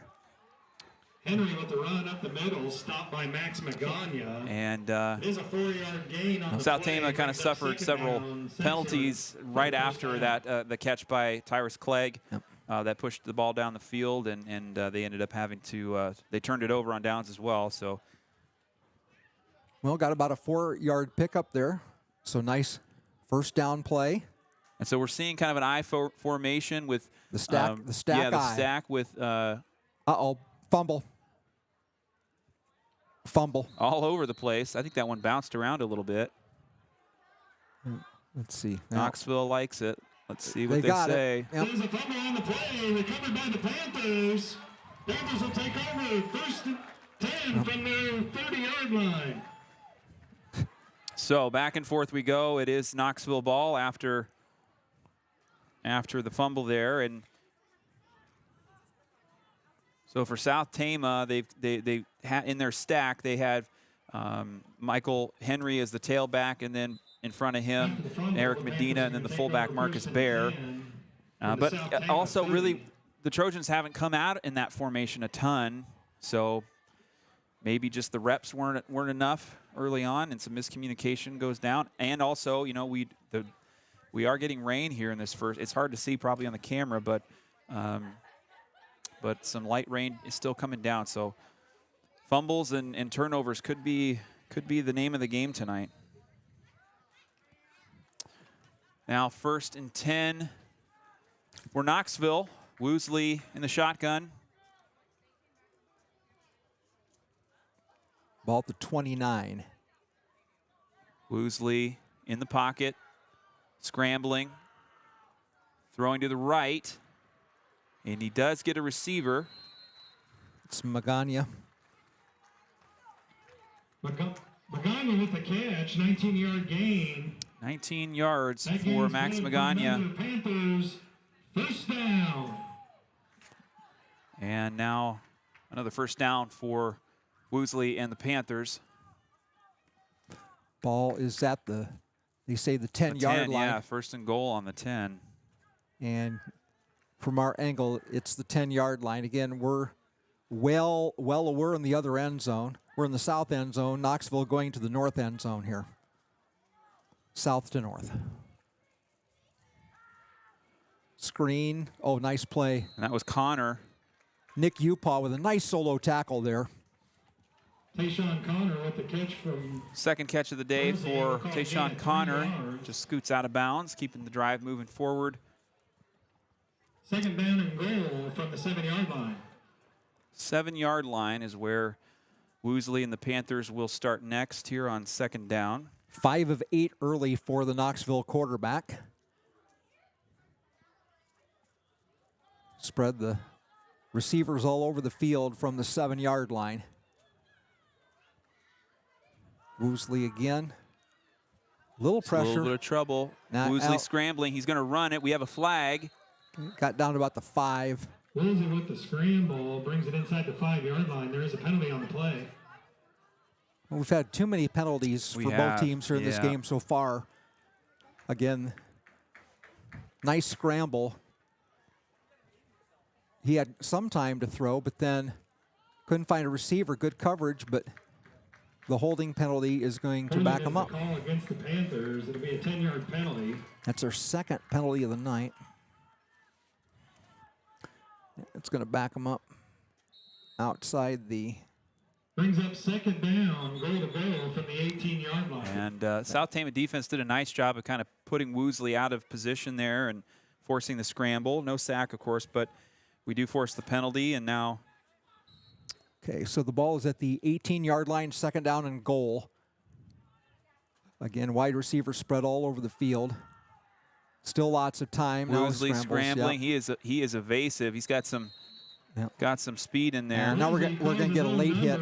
Oh my goodness! Yeah, I think that was Young Bear kind of came in there with the. There is a penalty on the call. With the squeeze. He got down to about the 10. And then we're going to get a penalty. That's going to be a first down, too, because that's... Late hit, personal foul. Yep. Half the distance to the goal. So it's only a 5-yard walk-off, but it's going to bring up, let's see, that would be personal foul. So Rizzi's play will bring it inside the 10-yard line. There was a late hit. So ball now on the 18. Well, no. It's down about the 5. Okay, yep, excuse me. Now about the 5, and now we got more whistles. Maybe another procedure. No. So things starting pretty slowly with all these penalties on both sides of the ball. No, they're not going to call a penalty on that one. No? Okay. The ball's just a stoppage. Inside the 5.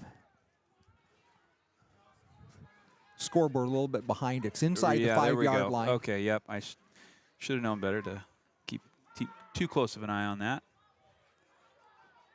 Yep. This looks like Higginbottom on a screen, but not much there. Woolsey's pass hauled in Bear by Himhoff, and for a loss of 1 yard. It's going to bring let's fourth down, see. goal to go. Mellies, I think, was in on that one as well. They lost one on that one. Fourth and goal from the 8-yard line. Again, from our angle, we got a terrible. Right. Yeah. This at this end zone is the toughest spot for us. The ball is. The referee on the far side is about the 8-yard line. I think we're getting a timeout here. Okay. Yep. Timeout. We'll step away. We'll be back after this. Thanks for being with us on Trojan Country.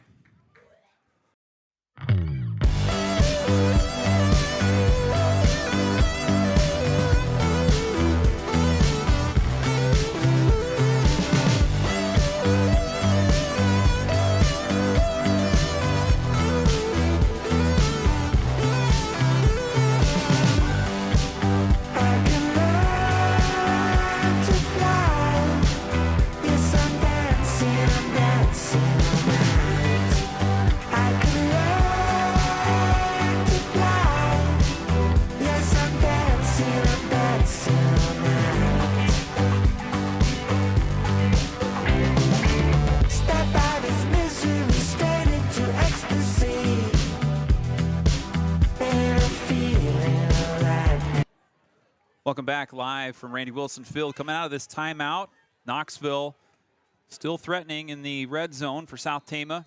0-0 the score with 1:44 left in the first quarter. This is fourth and goal. Fourth and goal. He dropped it. Oh, my goodness. Woosley drops it, goes right back down on it. Bear collapses on him, but that'll be a turnover on downs. Well, good defense again. So 2 straight 4-and-outs for Knoxville as they get down well into South Tama territory and turnovers. And now South Tama's got to protect the ball here because, you know, they've had a fumble as well. And the rain still, it seems like about the same rate of precipitation, maybe picking up a little bit too. Well, that was a loss of 9 yards to the 15-yard line. It was, yeah. Woosley just kind of dropped it straight in front of him. Just flat out dropped the ball. That's Cody at quarterback. Good spin. Blocker up the middle, nowhere to go. Nice spin move again to break, at least get by the first tackler. Cody blocker with the run up the middle. Well, got 7 yards. Got 7 on that one. 7, okay, wow, that was. 3 yards needed Well, that little spin move right there. Yeah, it did. Yep. Got him at cut 3-4 extra yards. 2nd and 3. South Tama deep in their own territory. Well, right now, if I'm Knoxville, I'm kind of it's like we've been down there, couldn't get anything going, couldn't get the ball in the end zone. Right. Could come back to haunt. Fumble. Nope. Henry had to cover it. Henry, the man in motion. And recovered. Brings up 3rd down, 10 yards needed for the first down. Big loss. Loss of 7. 3rd down now for South Tama after they force a 4th and out. That'll be. They'll have to run one more play here. The play clock is at 15 or 16 seconds. They do have a play clock on both ends. The quarterback and the players can see the play clock, see how much time they have to snap the ball. 3rd and 10 from the 15. One in motion. Play moving to the left. Yep. And they stacked him up. That's going to be the final play of the first quarter. Around the right side, tackled by a host of Panthers. Medina was the ball carrier, they said. Almost looked like Clegg was out there, too. That's going to be the end of the quarter here. That's the quarter. All righty, we'll be back after this with the start of the 2nd quarter. You're listening to Trojan Country. Meet Tommy Hexter, a fresh voice ready to represent Iowa House District 53. Born and raised with values rooted in hard work, Tommy knows what it means to roll up his sleeves and get things done. At just 24, he's already built a record of service and dedication to rural communities. Tommy believes in running our government like a responsible business, reinvesting in what matters most, our people. He's standing up for public education because our kids deserve the same top-notch learning experience Iowa was once known for. He's fighting for small businesses and family farms to keep more money right here in our communities and to challenge the big corporations that want to take over. And most importantly, Tommy is committed to ensuring everyone has access to good food, healthcare, and housing, because no one should be left behind. This November 5th, vote for Tommy Hexter, the candidate who's not just another politician, but someone who truly cares about our future. Join us in making sure Iowa remains the fields of opportunity for all. Paid for by Tommy Hexter for Iowa. Trojan Country would like to say thank you to all of our local fall season sponsors. They include Gary Bock State Farm, Iowa Premium, MercyCare Tama, Stein-Hrabak Floor Coverings, Hrabak Lumber, Medicap Pharmacy, TFD Photo Film, Kruse-Phillips Funeral Home, Marquess and Hoyer Law Office, Tommy Hexter for Iowa, S&S Car Wash. Welcome back live from Randy Wilson Track here in Knoxville, Iowa, as the rain continues to fall. So it's going to be start of the second quarter. We are scoreless after one, and we flip the field. So back for the Panthers. A punt coming and some trouble in the backfield. Medina got it away. Let's see if it gets a good bounce on the turf. Well, 41-yard line maybe. So Medina able to salvage a little bit, and that was a 26-yard punt. That's double what he's averaging on the year. Well, now they're going to mark it at the South Tama just outside the 40-yard line. Yeah. And so Knoxville able to start in South Tama territory, but the weather, I think, really playing a role here. Yeah. We've seen a lot of trouble on both sides. South Tama 56 yards passing. Knoxville has 69. Those are unofficial on our stat sheet. We'll try to keep the best we can. They're going to mark it at the 41. Okay. They're working toward our end of the field. So this is Brendan Woosley handing off. Higginbotham. Looks like Higginbotham. Michael Henry will make the stop, but not before a nice gain on first down. Brought down by number 22, Michael Henry. Another good open field tackle by Henry there. That's the fourth first down for Knoxville. South Tama with one. That was on the 54-yard pass to start the game. All the way to the 23, so that's a gain of 18. Run that little end around with the wide receiver.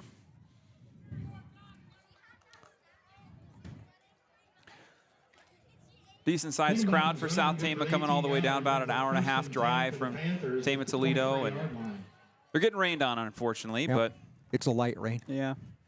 He dropped the ball there. Dumps it off to Connor. And Connor sprints ahead, gets maybe 5 or so.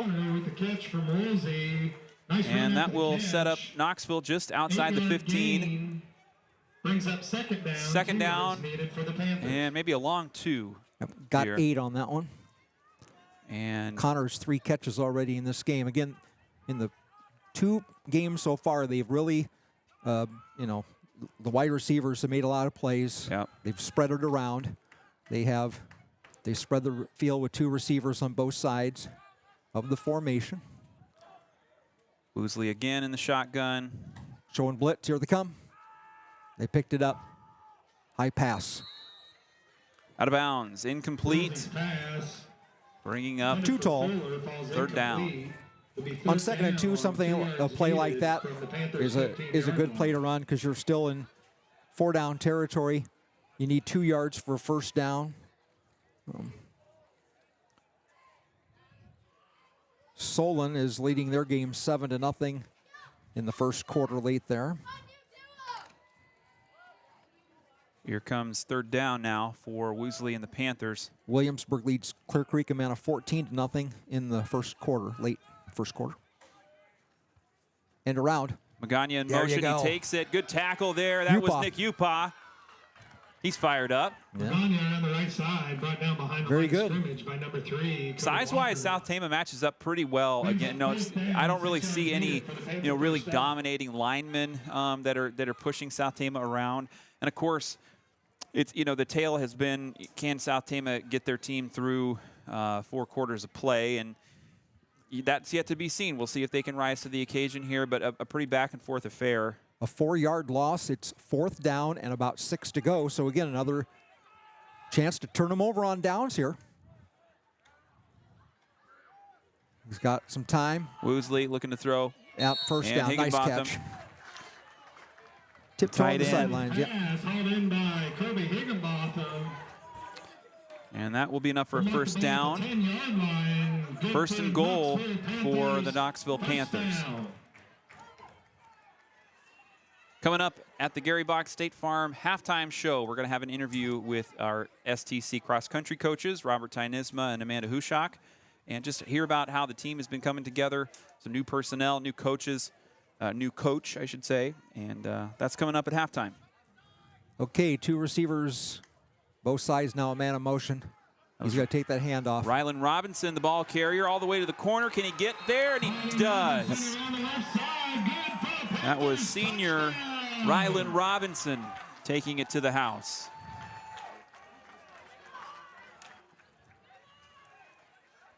And maybe kind of a different look there on that sweep to the left. And Knoxville on the board here midway into the second quarter. Point after, Rawson McCarty is the holder, number 5, Jensen Finnegan with the try. Jensen Finnegan will attempt the extra point. Okay. So I think that's a new kicker. I think yes. Magana was the kicker in the first 2 weeks. This kicker has no stats. PAT low, but it's good. And it is good. 7-0 the lead for Knoxville. Seconds remaining in the second quarter. We'll be back after this with the kickoff. Thanks for being with us on Trojan Country. Trojan Country would like to say thank you to all of our local fall season sponsors. They include Gary Bock State Farm, Iowa Premium, MercyCare Tama, Stein-Hrabak Floor Coverings, Hrabak Lumber, Medicap Pharmacy, TFD Photo and Film, Kruse-Phillips Funeral Home, Marquess and Hoyer Law Office, Tommy Hexter for Iowa, S&S Car Wash, Darling Ingredients, The Pump, Scharnweber's, Eric H. Media, Assured Partners Insurance, State Bank of Toledo, and Appraisal and Real Estate Services. Welcome back live from Randy Wilson Track. You just saw a touchdown by Rylan Robinson, the senior running back for Knoxville. And it's really been back and forth. We've got some light rain still coming down here in Knoxville and several turnovers and the kind of slippery conditions wreaking havoc a little bit. But Knoxville able to come around and put a running play into the end zone. 7-0 they lead. Deep for the Trojans. It'll be Michael Henry on the kind of near side from your camera view, and then Tyrus Clegg on the other side. And let's see, is that Finn? That's Magana. So Magana doing the kickoffs, and maybe Finnegan the PATs. Here's Tyrus Clegg. He had the nice pass play to start the game. Decent little return. Gets all the way close to the 35. Well, there you go. Get some good field position. 36-yard line. Williamsburg 14, Clear Creek a man of nothing at the end of the first quarter. First and 10 from their own 36-yard line. Okay, some good field position here. Let's get something going offensively. Get a nice run here. And let's see what the Trojans can do here now with a nice kickoff return and a positive play. So South Tama coming back to that stack eye. It'll be Bear, Medina, and Henry behind Cody Blocker under center. That little scramble action. Blocker. Well, he's going coast to coast. So nice gain by Cody Blocker. And he goes out of bounds. That looks like a first down to me. Nice scramble. Again, can't find anything downfield. Rolling out to that one side. Blocker was hauled down by Ryan nice play. And that's the benefit of having your starting running back shifting to quarterback. To the 47 of Knoxville. 17-yard scramble for Cody. He's got 25 yards in our sheet on the run so far. And 2 of 3 passing.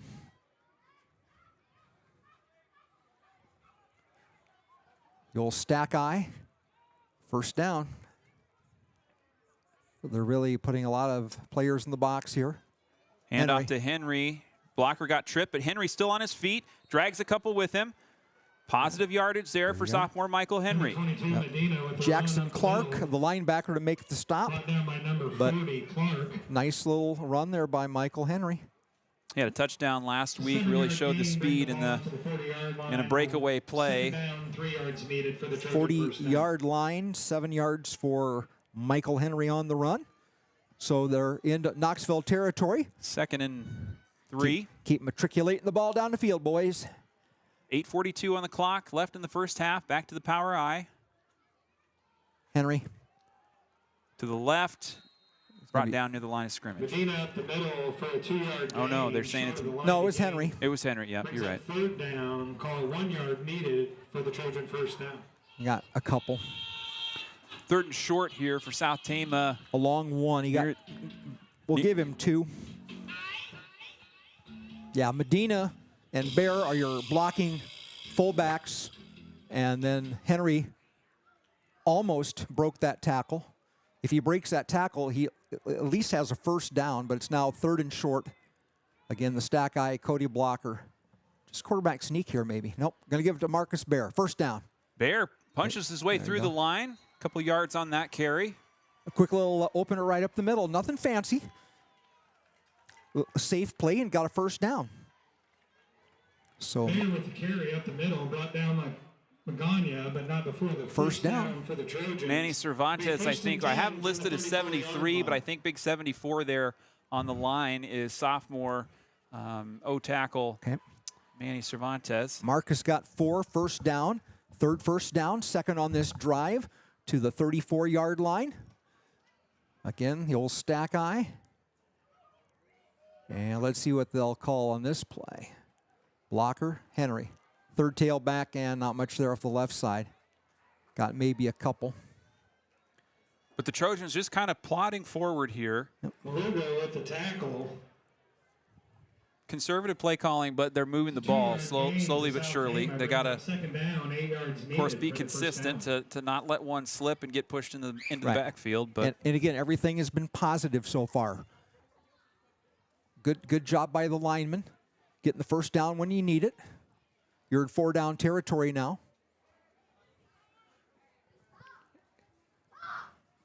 It's Bear, Medina, and Henry, the stack eye. Blocker under center. Going to roll. He looking. Blocker looking downfield. Ooh, it's intercepted. Higginbotham with the interception near the sideline. And one that Cody Blocker would like to have back, I'm sure. Another turnover. So we've had several. We've had maybe 2 or 3, 4 and outs, turnover on downs, and now an interception. So first interception of the game. Had a fumble as well. Well, again, here's where you have a negative play. Let's pick it up. The defense has played pretty solid so far. They've moved the ball a little bit, but they've also had some stops. And let's see if South Tama now can play some defense here and get the ball back here. Knoxville kind of spreads their receivers out wide here. They're going to run one that in motion. Yeah, they're going to run that counter play again to Robinson. Same kind of play they ran earlier. He gets knocked out of bounds. Angled him out here. Robinson around the right side. Henry. 5-yard gain, pushed out of bounds. He's been everywhere. Yep, he has been. Well, he has to be. Yeah, unfortunately. Let's see. The ball is at the 40. They ran that play to the other side to score the touchdown on. Kind of the same play, just opposite side.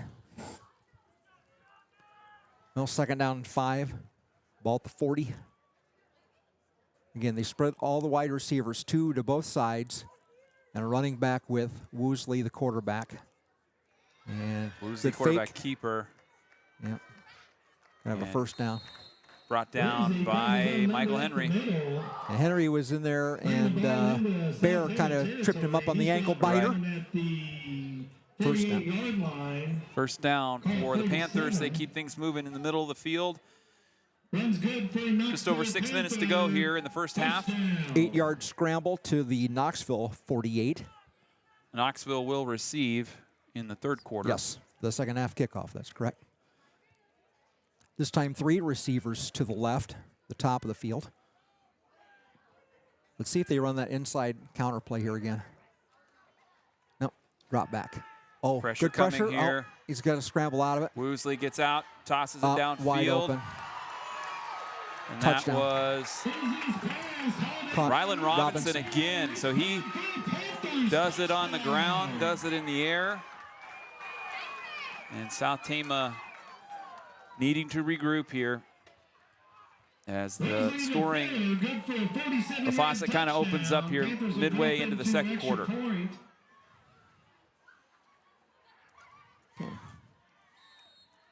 McCarty with the hold, Jensen for the point after.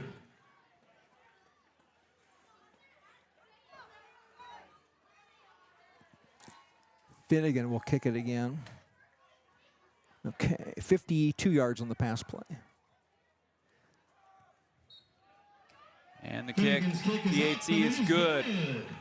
Your score at 5:44 left in the second quarter. Knoxville leading South Tama 14-0 in week 3. Robinson's first catch for 52 yards and the touchdown. Woosley. Signs clustered near the scoreboard were posted. Reminder, we do have homecoming week coming up for South Tama. Center Point Urbana coming to town for the football game on Friday. We'll take a look at the homecoming court that was announced today, I believe, during our Gary Bock State Farm halftime show. The parade coming up on Thursday. Thursday at 6 o'clock, downtown Toledo. Be there or be square, or just be busy.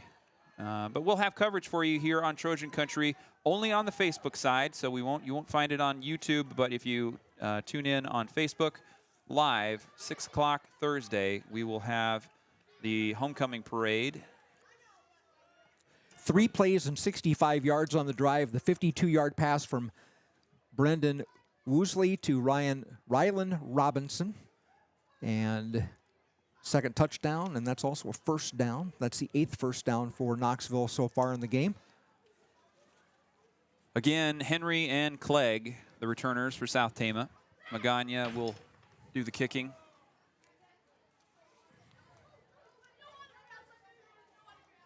Nine of 13 for Brendan Woosley in the game so far. 138 yards through the air.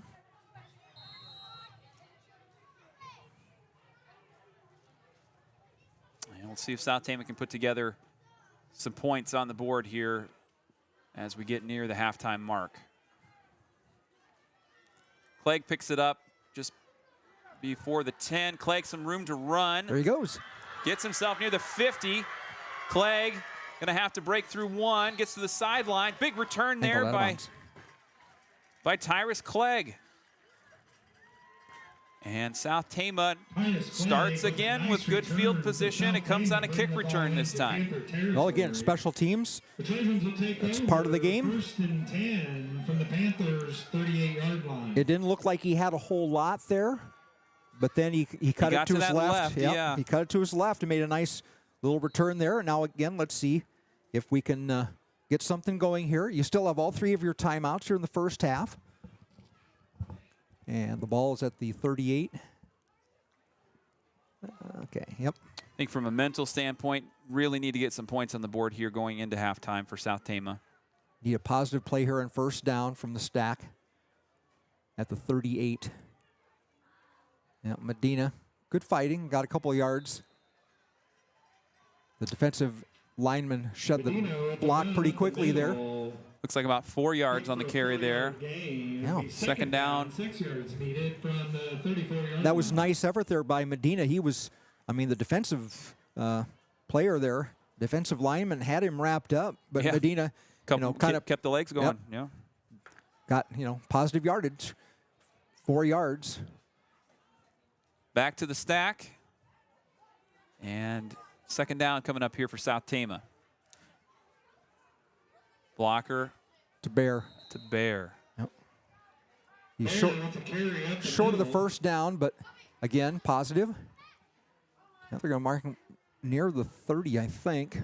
Brought down by number 30, Emmett Hyatt brings up third Now down. just outside the 30, yeah. 3rd and 2, it looks like. From the Panthers' 32-yard line. Now give Marquess 3 on that carry. Again, the Trojans have all 3 of their timeouts left here in the first half. So you don't have to rush this stoppage of play timeout. And well, I think maybe some equipment issues, or I don't know. Knoxville's going to their sideline, so Something's going on over there. Maybe. I don't know. I don't think anybody was shaken up or anything like that. No, something. Okay. There we go. So we're ready to go on third down, third and short. South Tama punch it through, keep this drive going. We go to the right. Need a block. There you go. Michael Henry. Michael Henry to the corner, knocked out of bounds. Well beyond the first down marker, though, and South Tama rolling forward here as we get close to halftime. They stretched that play out nicely, but Michael Henry with a nice burst there and got all the way to the 20. 11 yards. I mean, South Tama, we don't have a kind of a big-bodied sort of player that profiles like Higginbottom or Deacon Caspers from last week with Charles City, but we do have some speed on the corners, and we do have a little bit of size with Bear and Medina as well. So if South Tama can kind of figure out that equation, could make the running game, kind of grease the wheels a little bit.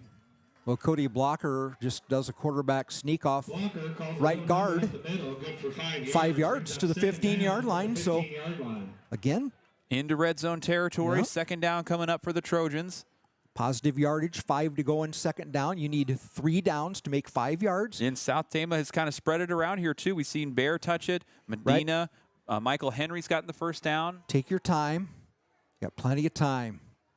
Henry, right side. Now, into the fray, and he goes forward, but not too far to go. Not a whole lot.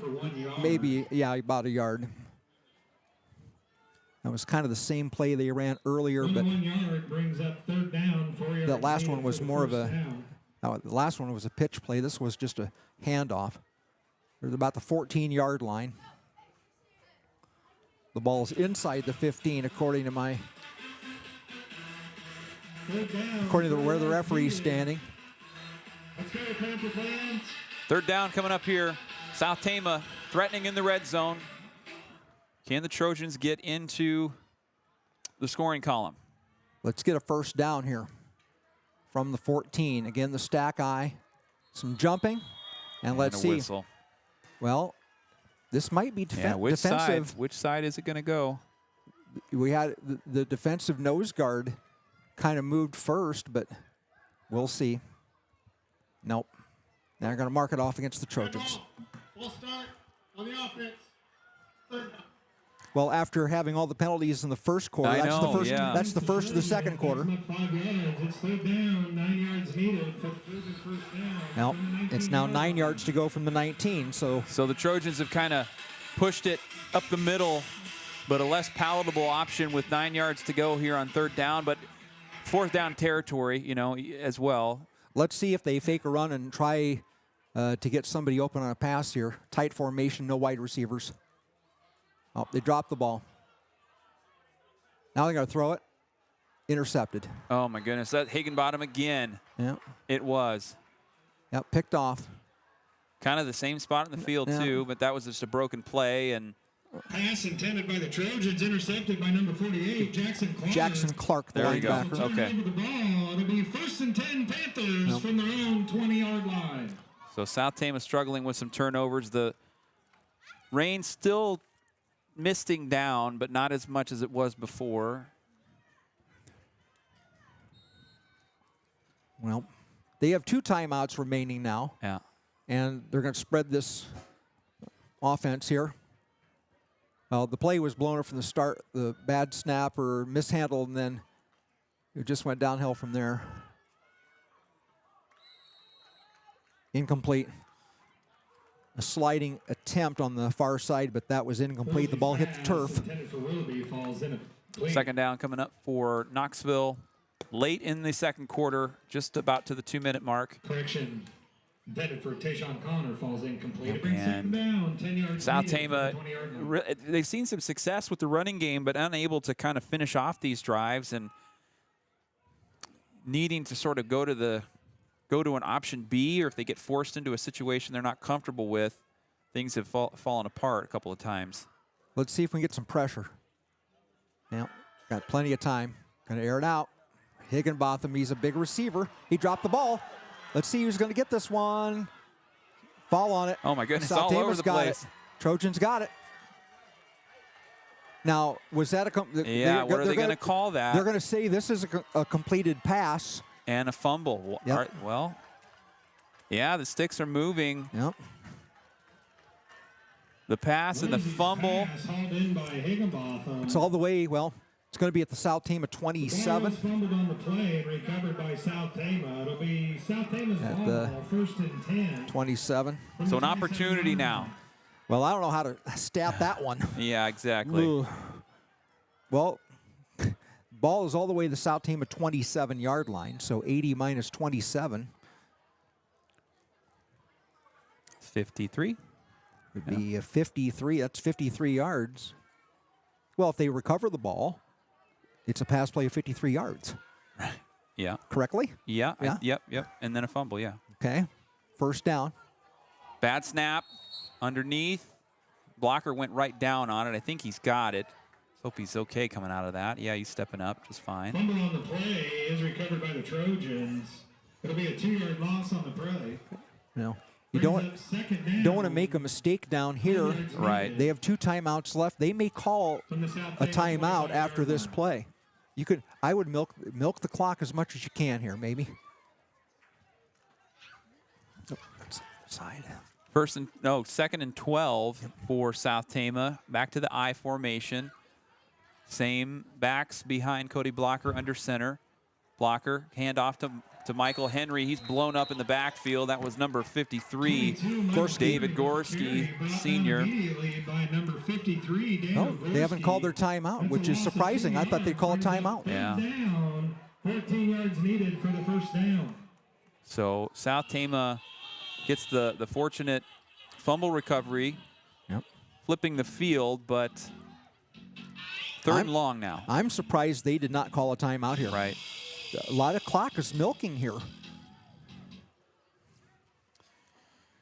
Well, they get the ball to start the second half, too. Yeah. So, I mean, But again, if South Tama, let's see what South Tama does here. If they run the ball, they will have to call a timeout if they want to get the ball back. Yeah. Now the clock ran out. The play clock. Timeout. South Tama. Timeout, Trojans. They're first. They'll have 2 left. Coach Dustin Pesca going to talk things over with South Tama. We're going to step away. We'll be right back after this.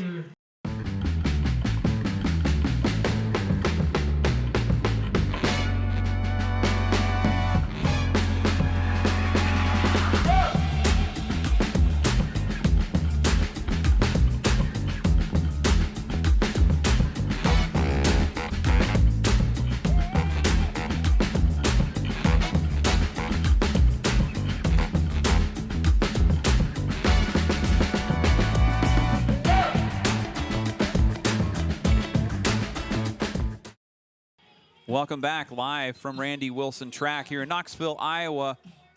36 seconds remaining in the first half. South Tama facing a 3rd and long as they come out of this timeout. They've really stuck to that stack I formation. Tyrus Clegg now lining up on the outside. He's going to go down. And a whistle. And a penalty. And a penalty. Looks like it's against the Trojans. And so we continue to move things back. 2 touchdowns for Knoxville. 1 on the ground, 1 in the air. But both came at the hands of Rylan Robinson, running back for Knoxville. South Tama 5 yards brings up 3rd down, 19 yards needed. So now 3rd and 19 for South Tama. Well, they're going to call a timeout no matter what happens after this play, unless South Tama throws an incomplete pass. But I think they're going to run this one. Yep. Henry. Gets to the outside, there you go. Dancing around a little bit, close to a first down, looking for that out-of-bounds line. Magana tripped him up just in time. Tripped up by Max Magana. Couple of nice plays. Yeah, nice run plays to the outside for Michael Henry today in this first half. Well, we've got him over 30 yards now. I've got him anyway for the first half. Now they called the timeout. 16 yards. Timeout. Knoxville. To the 33, 15 on that play. Down, 5 yards needed. So it's going to be 4th down, about 5 to go. The ball is at the South Tama 33-yard line. I've got Michael for 8 carries and 40 yards here in the first half. Yeah, really great speed when he gets to that outside, and South Tama's been able to kind of put enough blocks together to get a couple of those plays, but really going to need more. But an opportunity here as they get a first down. Or no, they don't get a first down, but they recapture several of those penalty yards that they suffered. Well, it's 4th and 5. Yeah, 4th and 5, and more manageable situation. No, but I'm sure that they'll kick the ball away here, and hope they get the ball away. First of all, that's the first thing. Yeah, the punt unit has had trouble this year. It is lightly raining right now. Really nothing major. It's pretty much stopped. The field is might be a little bit slippery. Yeah. Let's see if I can get an update there. Grinnell leading Oskaloosa 26-0 late in the first half. There you go. For the first down. Medina will punt. Get the kick away here. Had a low snap in the last one. Oh, they're going to run the fake. Cody Blocker, not going to make it. No, that'll be a turnover. No. With fake punt goes to number 3, Blocker, brought down by. Well, nothing lost there. Yeah, really not. Yeah, but not a huge leg with Medina in the punt position. From the 33-yard line. But now they got a short field with 1 timeout, no gain on the play. So Knoxville has the ball at the Trojan 33. And again, got to keep them out. 23 seconds with 1 timeout for Knoxville. Just got to keep them out of the end zone here. Easier said than done here. Woosley in the shotgun. Spreading wide receivers all over the place. Scrambling. Little pressure. Get him. Ooh. That was got out of the way. Cervantes now in the backfield. Incomplete. Nice play by Michael Henry. No, good pressure. I mean, good coverage downfield. Scrambling around. For the Panthers. There you go. Manny Cervantes on the pressure there.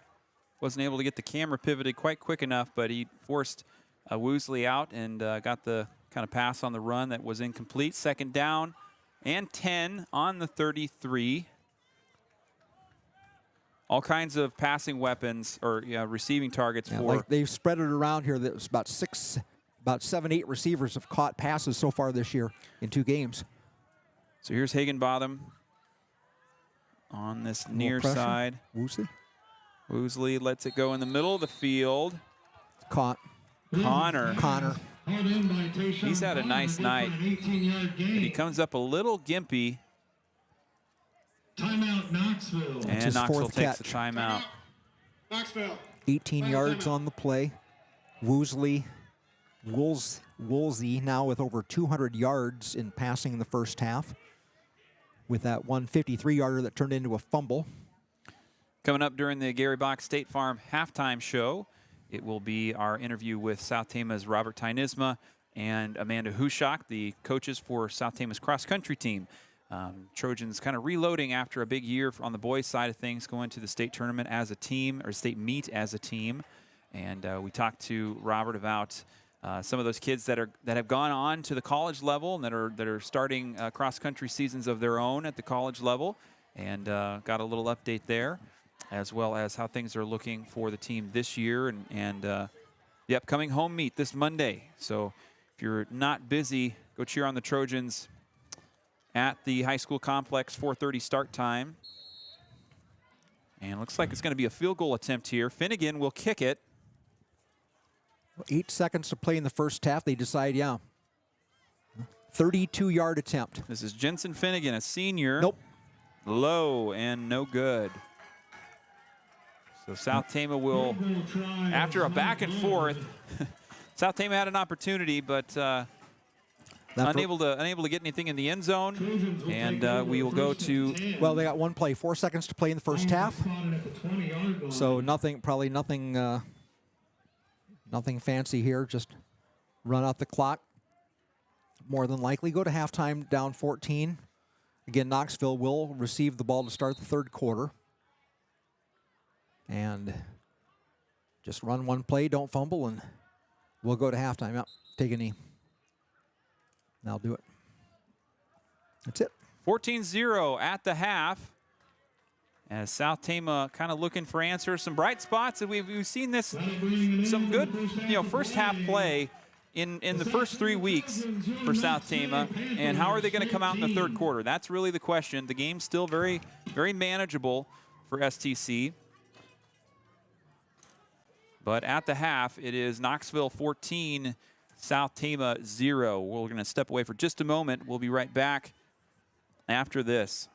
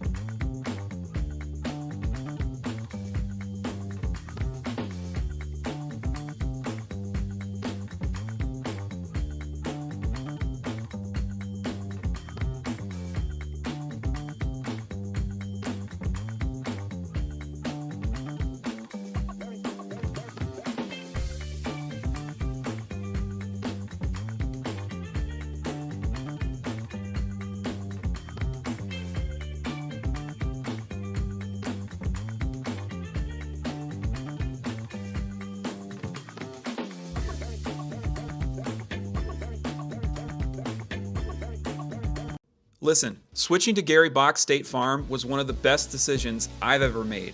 About 3 years ago, we moved our personal business over to Gary Bock, and I couldn't be happier with the results.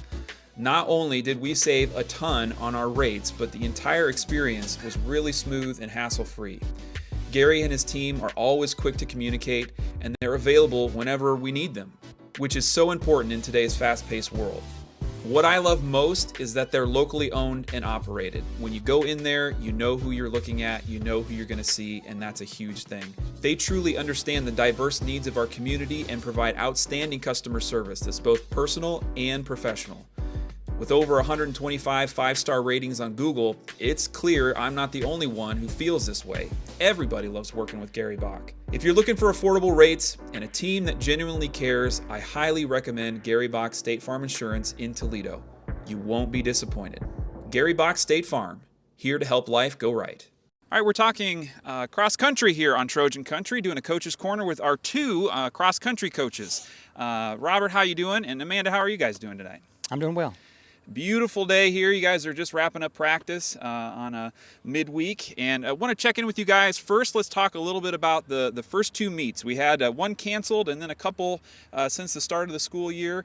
Can you just walk us through what those meets were and how the team has been doing through these first two? Okay, yeah, our first meet was Williamsburg, relatively flat course. It's an early bird for Williamsburg. We go back there in a few more weeks for their main meet. Okay. We don't run our middle school at this meet. It's just a high school only meet. Okay. So this was the first meet for the season. It was the first meet for several of our newbies on the team. So all in all, they ran pretty well for their first meet, trying to figure out what to expect, how to warm up, and what the races are like. Barrett had our number one runner guy. He had a 30-second PR from last year, from his best time last year. He had about 30 seconds. Season PR from that course. Lifetime. Wow, that's lifetime PR. Yep. And then Giovanni, he was our other varsity designated runner at Williamsburg. He ran pretty well, although he went out a little fast on his first mile. So he second and third, he was really feeling it. So it's again a learning experience. We talked about that at our meet at Grinnell. We talked about, okay, let's not go out as fast as we did. Let's back things off a little bit. He ran better. He had a PR. He ran, like 12 or 15 seconds faster than he ran at Williamsburg. Great. So, I think he's going to figure things out before the end of the season. Mm-hmm. Barrett had a 6-second PR, I think, from Williamsburg. Okay. Placed third at Grinnell. Finished he finished in the top 10 at Williamsburg. So he improved his placing there a little bit. Yeah. The rest of the guys didn't really run, great compared to Williamsburg. Okay. I think they're still, trying to figure out how all this works. Grinnell course may be a touch more difficult than Williamsburg. A few more elevation changes at Grinnell than Williamsburg. But I'm pleased at where we're at right now. The girls ran four girls at Williamsburg, the same four girls ran at Grinnell, and again, they've kind of changed positions a little bit in terms of who's been finishing ahead, and most of these girls were on our JV team last year, most of the year. A couple of them did end up moving up into the varsity ranks. Okay. So I would expect that to happen again this year. Yeah. What are some of those improvements that you work on with kids when they're going from that JV level to try and make the jump into varsity? I guess, what are you looking for when you make that move, and what are some of the things that you're kind of coaching to them, or the things that you're helping them work on? One of the areas is when we get into running our mile repeats. Usually we wait a couple meets to kind of get some times down, some data, and then we can kind of look at that and kind of set some times, some goal times for them, and so that I would call that speed work. Okay. The mile repeats are probably like a speed type workout. Sure. Once we kind of get into that and they start to run those and kind of get a feel for, hey, okay, this is what I need to maintain for 3 miles, and then talking about how to keep things relatively even, and because they're trying to figure out that pace, or there's a tendency to go out too fast. Yeah. And then you don't have as much as you need for that second into third mile, and then that second mile being the toughest, I think, out of the three. They trying to make sure that, hey, we need to keep pushing on that second mile, and maintaining a decent effort. So that's the kind of things that we cue into and work on, and just we get stronger as the season progresses. Of course. With our hill workouts and other things that we do. Great. I want to kind of turn it to Amanda here. New face with the team this year, but not a new face to South Tama. You're coming back to your hometown, home school. What's it been like from this coaching perspective, getting involved with cross country back at South Tama? Yeah, it's been nice. It's unique in the simple fact of, like, when I was a student runner, T was the assistant coach, and Cooter was the head coach, and kind of now it's kind of cool to have him in the head coach position, and then me kind of helping out and supporting the team in an assistant coach role. I really enjoyed cross country when I was a student runner, and so it's kind of fun to kind of share that with the girls and some of the guys on the team as well. So it's a good family oriented type of group. So. What's been some highlights or anything that surprised you in this first part of the season? I know you're just getting started here for the first few weeks, couple months, but any highlights so far?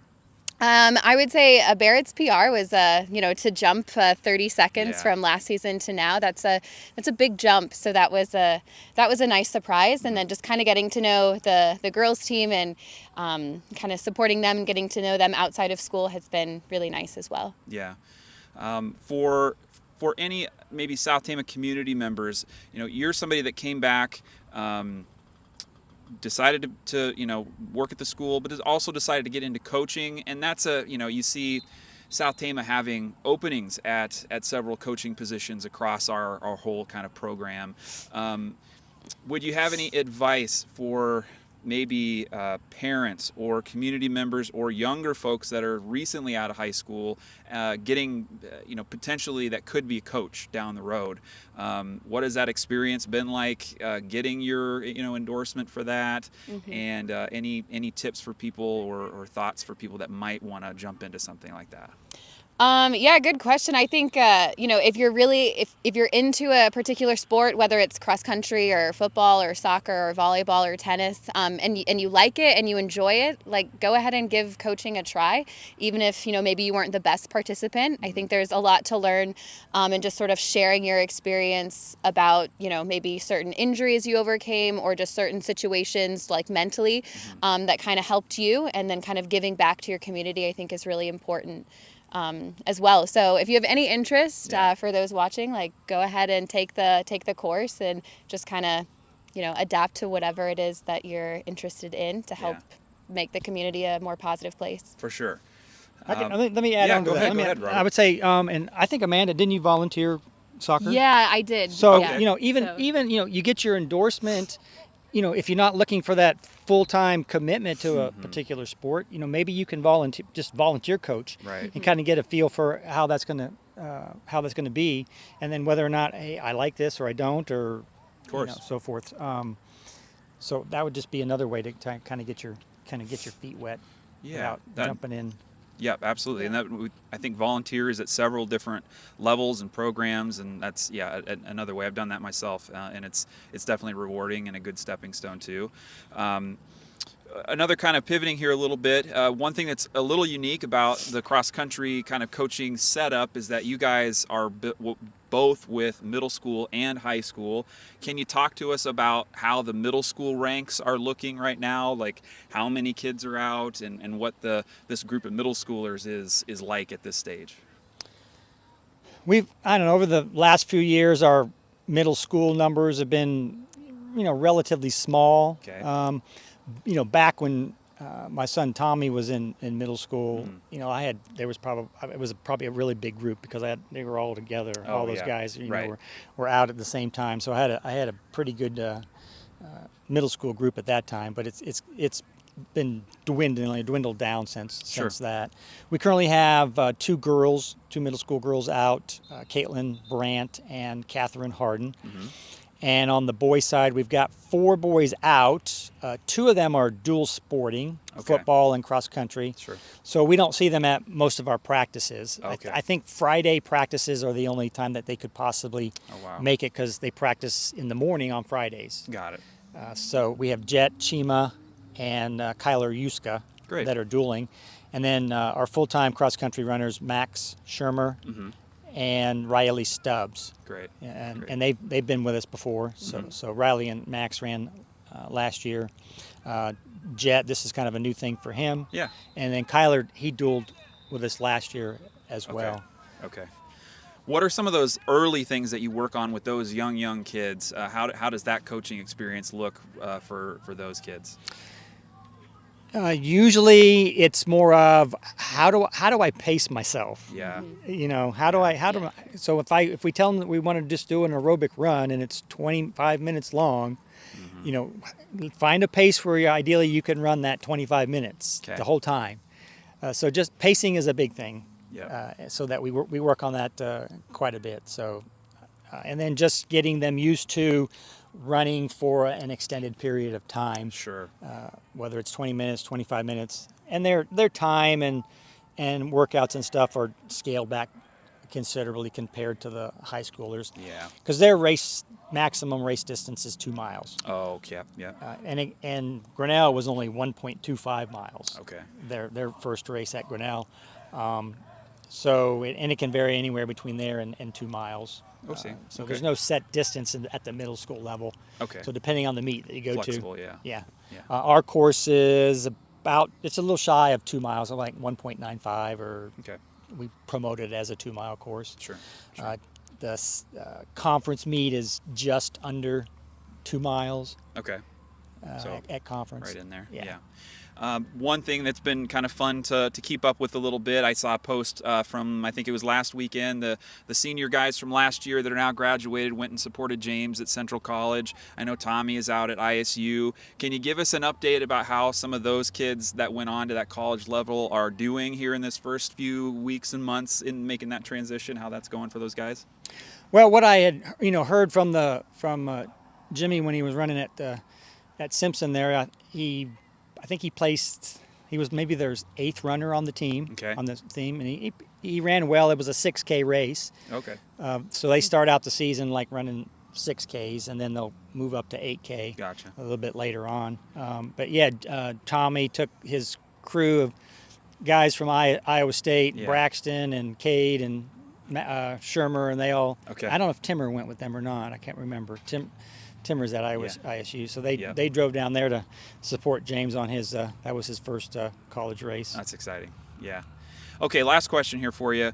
Can you just set up what your next meet is going to be? I believe it's the home meet coming up next week. When is that? When can fans come support the cross-country team? Who's going to be there? What teams are coming? That sort of thing. Well, first meet is Monday. The first race is 4:30. Let's see, I think it's 4:30. Middle school will be running first. Boys and girls will be running first, and then we're just going to have 2 races on the high school level. We're combining. JV varsity girls are together, and JV varsity guys will be together. Okay. Most of the teams are going to be probably from the around the area here, North Tama. Okay. I think Grinnell will be here. Baxter, East Marshall, Meskwaki, BCLUW, West Marshall. And I think there's 13 schools that are slated to be here. All right. That's great. Make sure Trojan fans get out and support the cross-country team here at home, and then it's just down to the side of us here at the practice football field. Is that right? They will start and finish on the practice field. Yep. Yes, correct. So get down there on Monday afternoon after work and enjoy some cross-country. Thanks a lot, guys, for your time. You're welcome. You. Listen, switching to Gary Bock State Farm was one of the best decisions I've ever made. About 3 years ago, we moved our personal business over to Gary Bock, and I couldn't be happier with the results. Not only did we save a ton on our rates, but the entire experience was really smooth and hassle-free. Gary and his team are always quick to communicate, and they're available whenever we need them, which is so important in today's fast-paced world. What I love most is that they're locally owned and operated. When you go in there, you know who you're looking at, you know who you're going to see, and that's a huge thing. They truly understand the diverse needs of our community and provide outstanding customer service that's both personal and professional. With over 125 5-star ratings on Google, it's clear I'm not the only one who feels this way. Everybody loves working with Gary Bock. If you're looking for affordable rates and a team that genuinely cares, I highly recommend Gary Bock State Farm Insurance in Toledo. You won't be disappointed. Gary Bock State Farm, here to help life go right. Welcome back live from the Gary Bock State Farm halftime show high above Randy Wilson track here in Knoxville. It is 14-0, Panthers leading after 2 quarters of play. Darvin Graham and Jeff Byer here with you on the call as we're just getting the teams warmed up here at the field. I'm going to turn it over to Jeff. Some thoughts from you on South Tama's play, maybe some stats as well. Okay, let's give you a quick update on stats. No scoring in the first quarter. We had turnover on downs. We had 1 fumble by South Tama. Early in the second quarter, good field position for Knoxville, a 41-yard drive in 6 plays, capped off on a 10-yard run by Rylan Robinson. Jensen Finnegan's extra point kick made it 7-0. After a pass interception against South Tama, Knoxville had the ball at their own 35, and in 3 plays they had another touchdown. The big one was the touchdown play, 52 yards from Rylan Robinson, as he caught a 52-yard pass from Brendan Woolsey. Finnegan made the extra point, 14-0, and that was all the scoring in the first half of play. Unofficially, the official unofficial stats, Knoxville 9 first downs, South Tama with 4.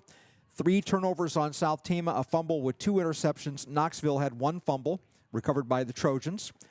5 penalties, 30 yards for South Tama. 2 penalties, 13 yards for Knoxville. Rushing for South Tama, I have the Trojans for 72 yards in the first half. Michael Henry, 8 carries and 40 yards. Cody Blocker had 5 carries for 30, and Marcus Bear 3 for 8, 72 yards. Cody Blocker passing 3 of 5, 2 interceptions, 2 yards total.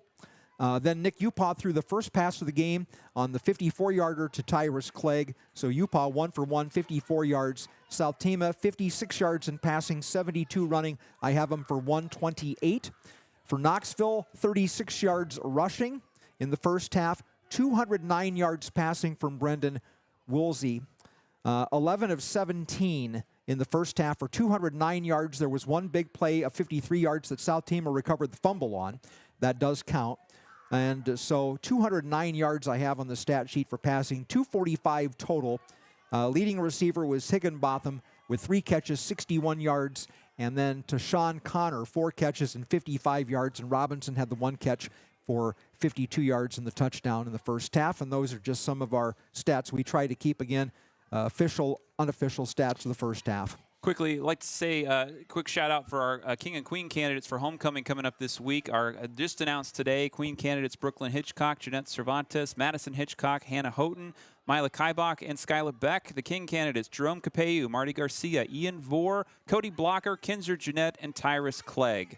Congrats to all those kids, and got a fun week of homecoming activities coming up this week. A couple of scores: Mount Vernon 15, Benton Community 6 at halftime, and there was one other score. Grinnell was leading like 26 to nothing over Oskaloosa at halftime. Update from the North Tama game there at AGWSR, and over in Ackley, 24-7 was the score at half. North Tama leading AGWSR Cougars. 33-0 Grinnell over Oskaloosa at halftime. South Tama going to kick off here to start things off in the third quarter. Anna Greenlee. And we're underway. Sponsors for your Panther cheerleaders, Bobby Carr and Shannon Cahill. And a flag. Got a flag on the far side of the field here, too. So things will move forward for Knoxville, looks like.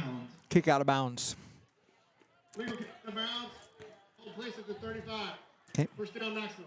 So the ball went out of bounds in the kickoff. They'll put the ball at the 35-yard line, 1st and 10 for Knoxville right there. All righty. Well, again, need a positive start. Get them 3 and out here to start the third quarter. But again, they spread this field around, spread the receivers. 2 on either side, but they're way out there. And incomplete. They tried to set up a screen, receiver screen to the far side, and the receiver dropped it. Rylan Robinson, the intended receiver for Woosley. Second down now. That's a very popular play, that wide receiver screen. That time he just couldn't connect. Ball might be a little bit slippery. I don't think it's really raining much anymore. No, it's really slowed down. I don't see it even in the lights now. You can see the kind of the wetness on the field, on the turf here. But yeah, the rain is it wasn't that much anyway, and I don't think it's stopped. I don't think it's raining anymore. Woosley on second down. Looking to throw up the middle. All kinds of time. Pressure now. There you go. And Woosley's going to get brought down. There you go. Woosley sacked on the play. It'll be a loss of 9 yards. 9-yard loss for Knoxville. It's Kinzer Jeanette, number 10. Jeanette, we thought he was going to be inactive tonight, and here he is in the second half. Nice play. Getting his number called. Back to the 26, a loss of 9. Jeanette came up with I think it was a lower body injury he was dealing with this week. Oh, it was number 10. Yeah, who made the tackle. Solo sack. Switched jerseys. Well, sometimes they do on us. Yeah. Well, here's a big possession play here. Let's get it 3 and out. Low snap again. Woosley flushed out. Looking deep. Oh, Higginbotham. Yep. Oh. Incomplete. Throw flag. Flag. And that looks like Tanner Large was on the coverage for South Tama. Thought he had a nice game last week. Big interception. Well, they forced him out of the pocket again, but that time the quarterback throws the ball downfield and the receiver is the only one looking for the ball. It's going to be a penalty on the Trojans for pass interference. It's going to be a 15-yard penalty. Tough spot to be there on a third down.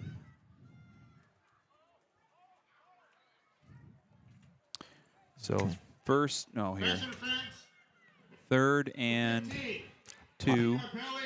Still third down. Oh, it's still third down, okay. It's a 15-yard walk-off. It's 3rd and 4. For the Panthers. Well, 3rd and 3 maybe. 3rd and 2 from the 43-yard line. The ball's up at the 43. Well, they didn't. That's okay. Whatever. Uncharitable placement there. Woosley in the shotgun. 3rd down and 2. And Woosley looking to pass again. Incomplete. 4th down coming up for South Tama and the Trojans. That was a 58-footer, incomplete. Down for the Panthers. Well, 3 and out. There you go. But they've got a good kicker, Magana, 37-yard average on the punts this year.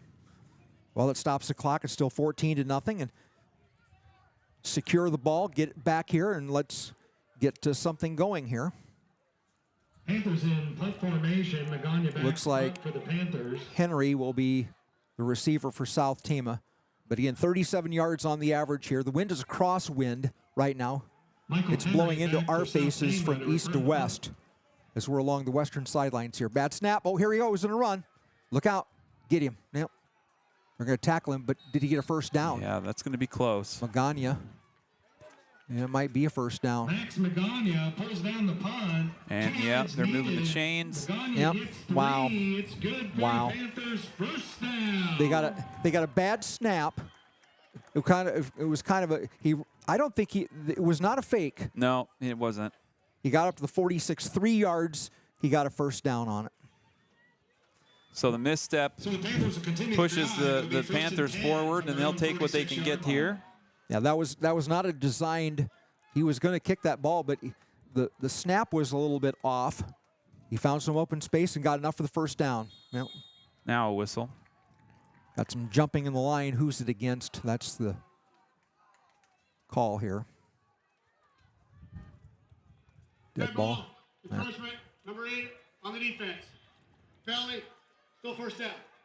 So to the STC 49. So the will move the ball into South Tama territory. It'll be first down, 5 yards needed for the first down from the South Tama 49. 7 penalties now in the game for 50 yards for the Trojans.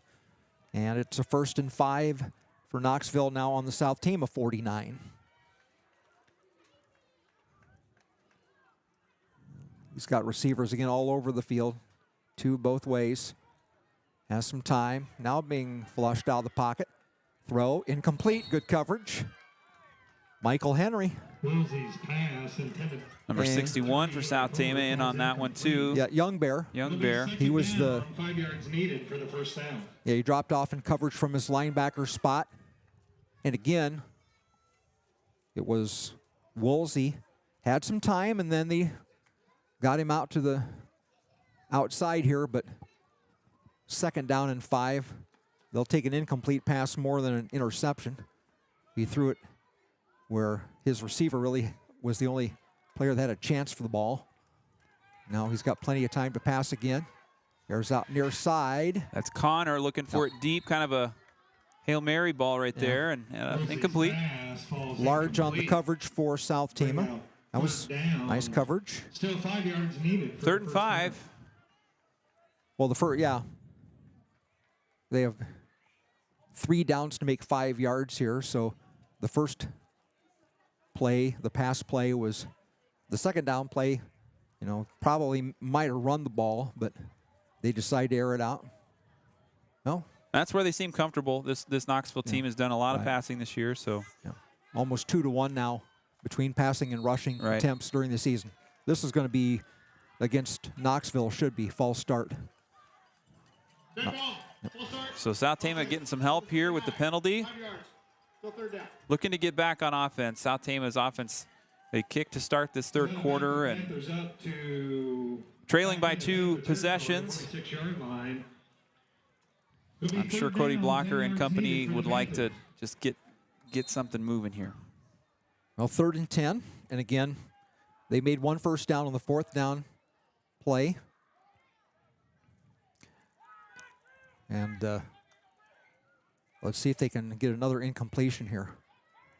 Now he's got some running room to the left. Throws, flag is down. Good play. Tyrus Clegg knocked the ball away. There's a flag in the play. And it's on the far side of the field. Is this illegal? Pass falls incomplete. Illegal man downfield?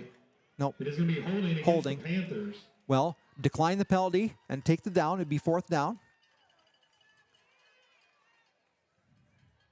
If they back them up 10, it'd be back to the 36, 3rd and 20. Holding.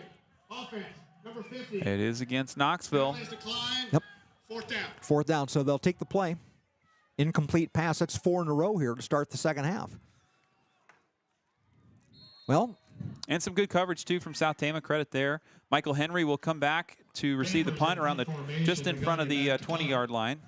Now, we need them to kick the ball away. Oh, high snap. High snap again. It will get punted. Oh, this is not a good kick. It's going to go out of bounds. Okay.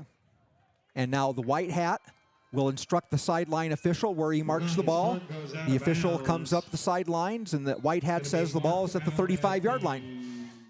So South Tama comes away with the ball finally after a... well, you know, they ran all those plays, and only 2 minutes ran off the clock. We have 10 minutes to go in the third quarter. Yeah. They threw 4 straight incomplete passes. He is now 11 of 21 in the game. The ball is at the 34. 1st and 10. First drive for South Tama and the offense. That was only a 20-yard punt. So yeah, well, that helps. A bad snap again. Yeah, high snap. Okay, now let's get a first down and start over again. Run the stack I formation. So this is Henry, Medina, Bear in that I. Henry, tried to slip away from the tackle. It was Regan Roberts who got just enough of Henry to bring him down at the 35-yard line. Quick update from Fairfield. The Trojans trailing Washington in the third quarter. 14-6 is the score over there. All righty. Gladbrook Rhinebeck 88, Meskwaki 0 in the fourth quarter. Boy. Oh boy. Those eight player games can really get out of hand sometimes. That is the final. Final, yep. Second down play here for South Team. Again from that stack I, pitch back to Henry. They string it out. Henry tries to cut it back and is going to lose some yardage on the play. Now they well defended that time. Jackson Clark, sophomore linebacker, comes away with the tackle in the backfield. Well, they gave him forward progress actually at the 34. That's only a loss of 1. So Henry goes back to his halftime total of 40. So 3rd and 10. And again, you know, Knoxville probably is not really worried too much about the pass. Right. So they got a lot of players. They got, almost all of them in the box of South Team has got a tight formation with no wide receivers. And Henry again is the tailback taking the ball off the left side. Kind of swims through traffic, a couple yards on the carry, but similar to what we saw in the second quarter, South Tama just kind of protecting things. Down by number 36, Lane Gurdum. The number 53, David Gorski. Fourth down now for South Tama. Fourth down, 6 yards needed. And it looks like Medina will punt. Yep, punting formation, so 3 and out here. Well, South Tama did try a fake punt earlier in the game, but they're probably looking for that now. Right. Again, just get the ball away. Good snap, but another flag. I think the outside gunner, he moved too quickly, I believe. Trojans march it back, and we'll retry fourth down. So the call is false start against South Tama. That'll be back. Yeah, Tyrus Clegg here on the left side was called for leaving too early. Trying to anticipate and get down there to cover the kick here. The Trojans are in punt formation. Medina back to punt for the Trojans. Medina just inside, or just outside the 20. Good snap, good pass from center. Nice high kick. And the receiver has it. Missed one tackle. Come back this way. And there's a nice play by the Trojans to stop the play. Kyle Youngbear finishes off the tackle after the swarm for South Tama. Youngbear slow to get up with the big club cast on the hand there. Return of 11 yards. And another drive coming up here. Neither team has gotten any points on the board in the third. Like you said, Jeff, we have not had that much time come off the clock, even though it feels like we should be halfway done with this thing. We've had a lot of plays, and yeah. The ball will be right at the 40, according to where. Yep. Okay. Their PA announcers had some problems marking where the ball's at tonight. Yeah. Another pass, quick pass. Oh, nice play. Well, they stopped him up. Higginbottom, Robinson made the catch. Not much there. Good initial hit. Hard 4-yard gain. Nice run on the play. Brings up second down. 6 yards needed for the first Garrett down Sermon, one of the tacklers in there for South Tama. Well, they're going to give him the 44, gain of 4. That's his second catch of the night. He had the big 52-yard catch on the touchdown in the first half.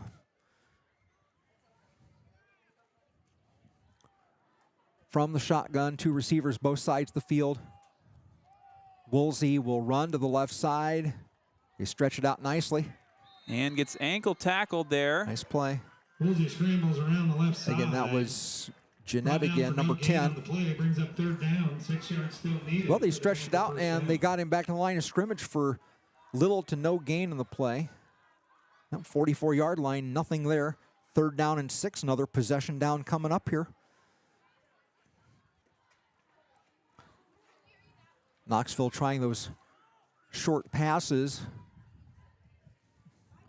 At that time, the quarterback maybe ran a little bit too quickly. He had maybe a little more time to throw, but again, pretty good coverage. He's going to air this one out, and it is going to be incomplete. Tyrus Clegg went up, got a decent look at it, but it falls incomplete. Magana, the intended receiver, and that brings up 4th down. So again, some good secondary play from South Tama. I mean, some penalties there too by those players, but they've kind of kept the stalwart, or kept them at a stalemate here. 1 for 6 in the second half now for Woolsey, and Magana will be back to punt this ball away again. So now we're halfway through the 3rd quarter, and again, they're going to put the ball in the far hash and again force him to kick this ball away.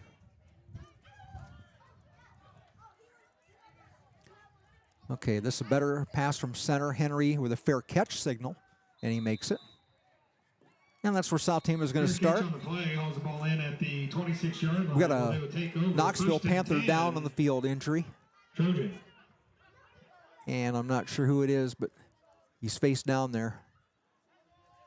And could it be Magana? Yep, it is the punter, Magana. Yep. So he's a key component of this Knoxville team. Hopefully he's okay. I don't know what happened on that. I didn't see it either. We're kind of on the far end to be able to see that closely, but 29 yards on that punt. Henry makes a fair catch at the 27, and Magana is still being tended to there. Well, yeah, they had the ball on the hash mark, and he's getting up, walking slowly. Hopefully he will be okay. Williamsburg leading Clear Creek Amana 40-0 in the second half, 3rd quarter. Anything else here? Davenport North 21, Marshalltown nothing in the 3rd quarter. About 4 minutes left. They've had a tough start to the season. They had a 1-point loss to start things off. Yeah, well they had the Mason City with 2 kickoff returns for a touchdown in that game, in their first game. From the 27, now from the shotgun is Blocker. He's going to run the reverse to Michael Henry. Yeah, can't get away from the tackle. Nice play. Tried a little trickeration there, but nothing doing. They stayed home, made the tackle on the play, and a loss. Henry ran the right side, brought down by number 82. Nice and second down, second and long now for South Tama, backing further into their own territory. Loss of 5 on that first down play. For the first down. Tried a little misdirection, a little counter. Again, it's not a bad idea, just they made the play. That's all there was to on that situation. It's still a it's still a 2-possession game here. Knoxville has not, solidified this lead at all. Let's see if South Tama can just Blocker to Henry on a pass. Knock something loose here. Short gain. Something nice and safe. And he got about 3. Pass complete, brought down by DeMoss. Charles City leading Waterloo East 20-0 at homecoming over in Charles City. Tyrus Clegg 54-yard passing reception in the first half. Medina had an 11-yard reception. Cody now, only 5 yards passing on 3 of 6 with 2 interceptions, and Nick Upaw with the first pass of the game on the special they ran. From the 25, Blocker from the shotgun wants to pass, A fake. Looking left. Airs it out deep. Can he get there? Oh, nope, it's incomplete. Knocked away. Henry was your intended receiver. Running down the middle of the field, kind of a skinny post. Henry, he's taking a beating tonight. He's been in the mix on both sides of the ball. Goes up and kind of sacrifices the body to go airborne, and good effort there by the sophomore, but that'll bring up 4th down now. Yeah, they had well defended on the play, 3-4 receiver or defenders on that play.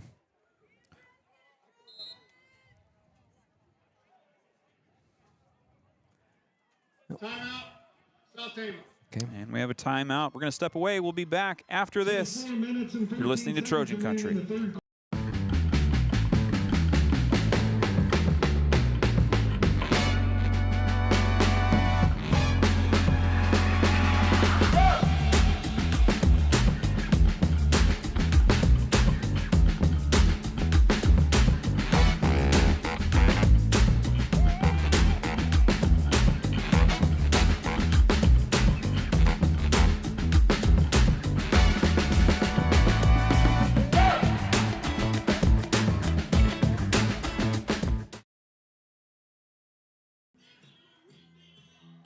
Still out of timeout here, live from Randy Wilson Field.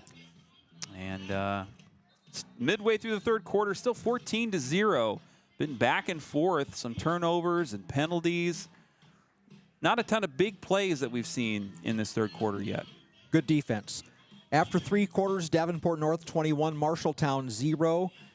We also another score here. Williamsburg 40, Clear Creek Amana 7. Doesn't say, I think that's early in the 4th quarter there. Medina will be in kicking formation. 36-0 Grinnell over Oskaloosa. Good kick. End over end. They'll take a bounce. They'll just let it go. And that'll help the average out. Nicely done. Rolls for South Tama. That might be the best punt of the year so far for Eric Medina. A little field position game right now. They don't. South Tama doesn't get anything offensively going. But a good kick back to the 26. So that was a 49-yard kick. From the 25 to the Knoxville 25, 26. Nope, 30. 30-yard line. Okay.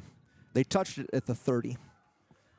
Well, that makes it a, let's see, that's a 45-yard punt.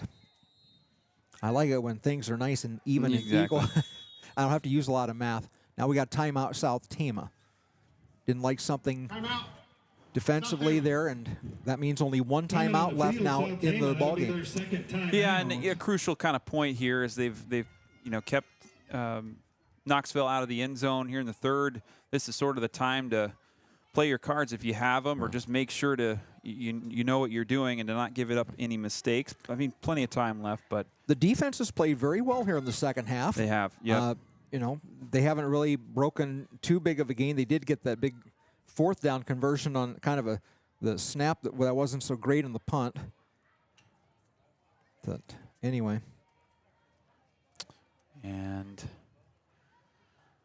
coming up this week, our next broadcast will be next Friday on homecoming. Centerpoint Urbana coming to town. A 6:30 pregame show to start, and kickoff scheduled for 7:30. And all kinds of festivities before that. The homecoming coronation will occur between the Frosh and varsity games on Friday. So if you want to tune into that, that'll be part of the pregame show and part of the activities on Friday. Well, 1st down play and another short pass incomplete. It'll be 2nd down, 10 yards needed for the 1st down. Now, the rain is pretty much stopped. It might be sprinkling here and there, but I don't know, the quarterback there, Woolsey, his passes have been, that's the 2nd or 3rd time the pass has been short of the receiver. Receiver has a little room out there to make a play, but when the ball is hitting the turf or near the turf, it's hard to make that reception. 2nd and 10 here. Woolsey goes left. Oh, nice play there. Bottom. And Anthony Thompson made a nice solo tackle here on the sidelines. Hauled in by number 82, Kobe Higginbotham. It's good for 4 yards. It's going to bring Captain Anthony Thompson. Good to hear his name called there. It's 4 catches for Higginbotham in the game. They only gave him, well, they got 4 yards. 3rd and 6, another big possession down here. He's their leading receiver, 4 catches for 65 yards in the game. Oh, big possession down here. Good play. They got away from one. Pressure coming from South Tama. The pocket collapsing. And Woolsey goes down. He's not for a first down. Good pressure. And then Nick Upaw was there to end the play. Got maybe a yard, and that's it. So a scramble for 1. It's 4th and 5. Panthers will line up in punt formation. Magana well, 3 and out. Panthers to punt. So Magana, after taking that hit on the last punt, is stepping back to kick again. So he looks to be okay. Michael Henry, go ahead, Jeff. Defensive stop again. Another one. Yep. High punt. Be careful. Don't let it hit you. Watch out. Okay. They're just going to let the ball roll. Takes a good Knoxville bounce, and they're going to start about the same spot they did on the last possession.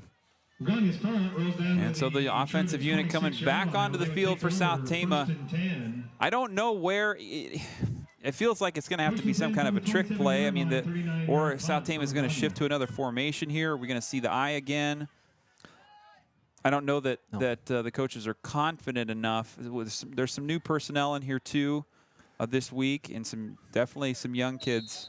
Well, the largest gain of the day was the 54-yard pass to start the game, the first play. That was kind of a special play they put in to start the game.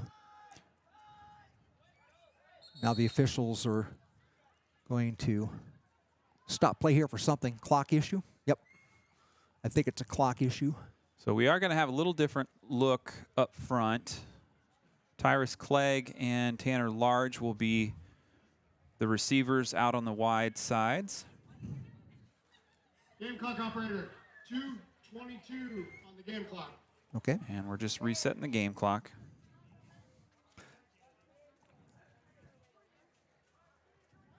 Well, they're going to go back. Well, they're going to go back to the I formation with only two running backs instead of 3. Okay. Blocker under center. See him pop a big play here. No, not on that play. No. Somebody lost their shoe. The tackler, it was Reagan Roberts, lost his shoe, but made the play on Henry. And the loss of a couple back to the 25. Second down coming up. The Trojans have not had a lot of yardage here in the second half. No. Let's see, -3. They have 2 yards total here in the second half. As we're under 2 minutes to go in the third quarter. They managed to protect the ball, which is good to see. Right. They had some turnovers in the first half. Second down here again. Single receivers left and right. Cody wants to pass. Gets away from one rusher. Needs a little help. Throws across the field. Nice catch. And the outside across the 35. That was Large who made the play. There's a first down. Tanner Large bringing in one. So South Tama looking for some movement, looking for some yardage, and it comes from junior Tanner Large. And a good pass from Cody Blocker as well, too. Well, good scramble. Kind of on the run. Got away from the defender. Made a nice play, kept the play going. 1, 2, 3, 4. 5 different receivers have caught passes for South Tama tonight.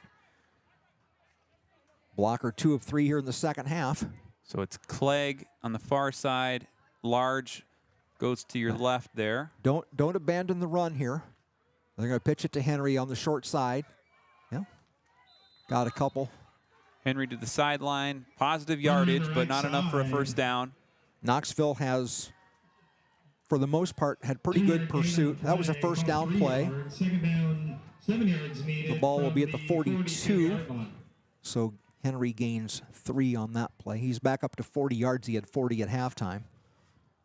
As the Trojans will have to run a play here with 15 on the play clock. So this may be the final play of the third quarter. Single receivers left and right. the two-man eye. Blocker gives it off. And the fullback off the right tackle. Marcus Bear. No, that was Medina. Oh, Medina, okay. And he got about 2 or 3. That's going to be the end of the quarter. That'll be the final play of the third quarter, it looks like. Okay, we go to the fourth quarter. We'll step away. We'll be right back after this on Trojan Country.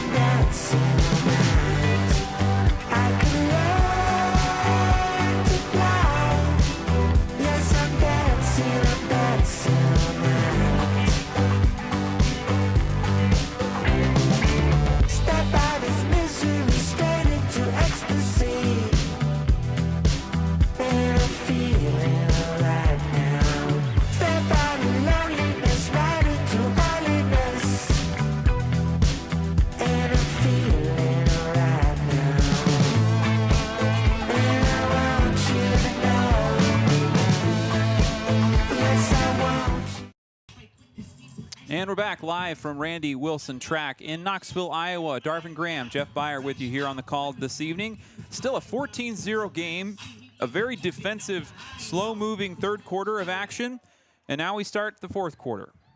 On third down coming up. After 3 quarters, Mount Vernon 15, Benton Community 6. We'll see the Bobcats later in the year in district play. Back to the triple stack I formation. Pitch. Option pass, Henry. To Upa, incomplete, knocked away. Magana makes the play.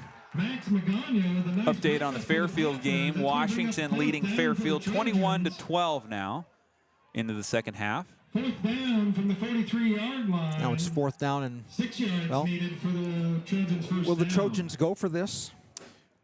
Ooh, they're pretty deep, and I mean, I don't know that they want to give up another, but this is, yeah, it's a tough situation. They're going to go to kick formation here, so. Oh, Magana will. It's probably not close enough to go for it. If it was 3 yards, maybe. Right.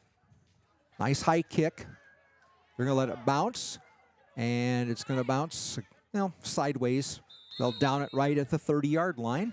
27 yards on the punt. A couple of good punts here. I mean, clean. You know, they've executed the punts just to get the ball away. Yeah, and that's good to see. And Knoxville doesn't want to do anything, crazy here. You don't want to run into the kicker or anything like that. Yeah. If they want to give us the ball back, Knoxville says we'll take it. Exactly. Yeah. And you let the ball bounce. Okay, so at the 30-yard line. They move south to north here as we'll run the first down play here. Let's see if they run the ball a time or two. Yeah, I mean, Woolsey has not run hardly at all. I mean, that's they've had hardly any running back runs. They got a nice gain on first down there. That was Aiden Stanley, the ball carrier. A nice run around the left side. Runs good for 6 So there you go. yards. There's your run. And a lot of times these teams that spread out with receivers all over the place, they like to run that single running back. And the clock is in their favor right now. It's their friend. Yeah, yep. Get a couple of first downs and gear up, take some time off the clock here. Now they might throw something here on second down and short. After the run's going to bring up second down. As we still got 3 yards. They're resetting here something. Down. Yeah. Okay. Wait a minute. Damn clock operator. And some more clock issues here, so we'll pause for that. Yeah, they stopped the clock for some reason again. South Tama did run a player onto the field. I think Chandon Graybill I saw come in there, number 16. If we had somebody got hurt just a little bit here. Yeah. Here is Magana on the run, and he'll have a first down. He'll be tea-kettled down by Henry. But not before first down. Right side. It's going to be good for 16 yards and a Knoxville Panthers first down. So a first down for Knoxville, and they're kind of pushing their way into South Tama territory. Ball still near the middle of the field. Ball at the 50-yard line, 13 yards on that run. And that's first down number 11 for the Panthers. South Tama with 5 first downs. Quarterback on the run this time to the left. Being chased inside the 40, broke 1 tackle. And he's finally brought down. With a nice run around the left side. Woolsey with a nice gain on first down. Yards. And again, takes the ball into South Tama territory. It'll be second down, 2 yards needed. They don't. From the South Tama second and 2, just outside the 45. Again, you can take your time here. Get a first down, run some time off the clock here. Leading 14-0, and Wyatt Silhonic coming on for South Tama. Hope that your defense can hold here. They might try a pass here in second and short. They do. Low snap to the right. Incomplete. He dropped it again. Boy, they try them wide receiver screens and the passes are low. Yeah. They've either hit the turf or that time he was at his knees trying to catch a pass. You can't catch a pass at your knees like that. No. You can be, Billy Barty or something like that, but my goodness. And not a ton of interception risk at that angle either. Right. So it's It's a safe play, and everybody runs it from Pee-wees to the pros. So 3rd and 2. Quarterback. Woosley steps up under center. Quick Magana. pass to the sideline. First down. Panthers moving forward. Clegg knocks him out of bounds. In by Magana, good for 12 yards. And another Knoxville Panthers first down. So that is his 3rd catch of the night. And the ball will be, let's see, at the 28. Run after catch brings the ball into the 28-yard line. Panthers will be first and 10. 14 yards on that one. First and 10 for Woolsey and the Panthers. They have 4 receivers over 50 yards in receiving tonight. Woolsey, the quarterback, being chased, gets a block, and then wrapped up. Tyrus Clegg from the cornerback spot wraps him up. Hung on at the ankles, and that almost saved a touchdown. He might have sprung loose as close as they were. Well, he got one block, ran it for a yard, and that's all. But again, Knoxville is content to let that clock tick, tick, tick. They'll be under 9 minutes before they'll have to snap this one. Plenty of time on the play clock as it's down now to 10 seconds. And again, they'll take their sweet time here. Stanley is in the backfield with Woolsey. It's a pass, now being chased. And he throws. Nice play, tipped away. Nick Upa, I think, was there. Broken up. That's 28 passes attempted in this game. Wow. Down, 9 yards needed for the Panthers. Kind of the opposite of what we saw with that run game from Charles City last week. It was all run. We thought Deacon Caspers was going to break 40 carries, and he didn't quite get there, but it felt like it. 3rd and 9, I'm sure they'll think to themselves, it's 4-down territory here. Right. Because they tried a field goal earlier and it wasn't even close, so I'm sure they'll go 4 downs and again, maybe milk some more clock, but here's a pass attempt at least. He's going to throw for the end zone. He's got a man touchdown. Connor. Tayshawn Connor, unable to get the camera cranked that far to the left, but touchdown. Another touchdown for the Panthers. And they kind of break the scoring drought there after it was a scoreless 3rd quarter on both sides. South Tama just unable to get anything going here offensively. I mean, some small, gains, but certainly no drives that South Tama has been able to sustain. McCarty with the hold. Finnegan with the kick. So it'll be Finnegan attempting the PAT. 8 plays, 70 yards on the drive. Kick is up. And it is good. And so 21-0, Knoxville completes the drive. It's South Tama Touchdown catch from Panthers 21. Tayshawn Clark from Woolsey, and that pushes it to a 3-possession game. We're going to step away. We'll be right back after this here on Trojan Country. Trojan Country would like to say thank you to all of our local fall season sponsors. They include Gary Bock State Farm, Iowa Premium, MercyCare Tama, Stein-Hrabak Floor Coverings, Hrabak Lumber, Medicap Pharmacy, TFD Photo and Film, Kruse-Phillips Funeral Home, Marquess and Hoyer Law Office, Tommy Hexter for Iowa, S&S Car Wash, Darling Ingredients, The Pump, Scharnweber's, Eric H. Media, Assured Partners Insurance, State Bank of Toledo, and Appraisal and Real Estate Services.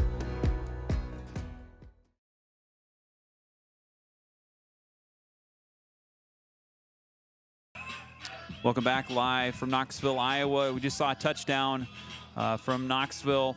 Tayshawn Clark has had a nice night as a receiver for the Panthers. He gets in the end zone here. In the first half, Raylan Robinson, he was a running back for Knoxville, and he got the first 2 scores. And now in the fourth, in the fourth, it was pass from Brendan Woolsey and catch by Tayshawn Clark. Here's the kickoff. Clegg and Henry back deep. Looks like Henry picks it up. And he's brought down near the 20. 21-yard line. Kayla Irving and Lane Girdham with the tackle. And so now we'll see South Tama's offense again. And this late in the game, with the short bench, fatigue starting to be a factor. We've seen that in week 1 and week 2. Quick score update over in the Mount Vernon-Benton game. Mount Vernon leading 15-6, but a close one there, and it's a good showing. If that's how it's going to wrap up. Benton, keeping a very talented Mount Vernon team close. All righty. Okay, we got it. 1st and 10. And then the little flip pass out to the side. That's Large on the catch. Pass hauled in, brought down by number 48, Jackson Clark, and number 54, Andrew Malaga. Well, Large made the catch, but not a 3-yard gain, but much of a gain. They give him 3 for the Trojan first down. To the 25. Okay, that's Large's 2nd catch of the night for 17 yards. And they're going to give him the 25. Trojans now up to 76 yards in passing. 77 rushing. From the 25, from the shotgun blocker. Wants to pass. Going to air it out, and a jump ball. It's incomplete. Good coverage. Clegg into double coverage. Good effort there, but incomplete. 5, Tyrus Craig. And they're going to be watching Clegg especially. He's probably got the best speed of any receiver out there. Yep. And good vertical too. Big athlete, outfielder on the baseball team. And well, we got a 3rd and possession. And this may be a situation, well, where you might think about going for it. Yeah, I mean, the way that you kind of don't have anything to lose down 3 touchdowns here in the 4th. Okay, so 3rd and 7. Good snap from center. Blocker being rushed. He'll be sacked. Now, good play there. And now it'll be a punt, I'm sure. Yeah, and South Tama, I mean, you can kind of see the body language going, the ways this last drive for Knoxville's went, and kind of what we're seeing. South Tama's just kind of wearing down here a little bit. 12-yard loss, and that doesn't help the old rushing average. And thankfully, South Tama's kept their roster pretty healthy through this one. I mean, we'll knock on wood, but another bad snap, but Medina does a good job to get this one. And he's going to take it on the run here at about the 42-yard line and down the sidelines and angled out of bounds. So they'll have good field position. Magana with a nice return to the punt. Pushed out of bounds at the 32-yard line. They say the 32. Panthers will take over in South Tama. And so now, 1st and 10 from the 1st and 10 for the Panthers, well inside South Tama territory.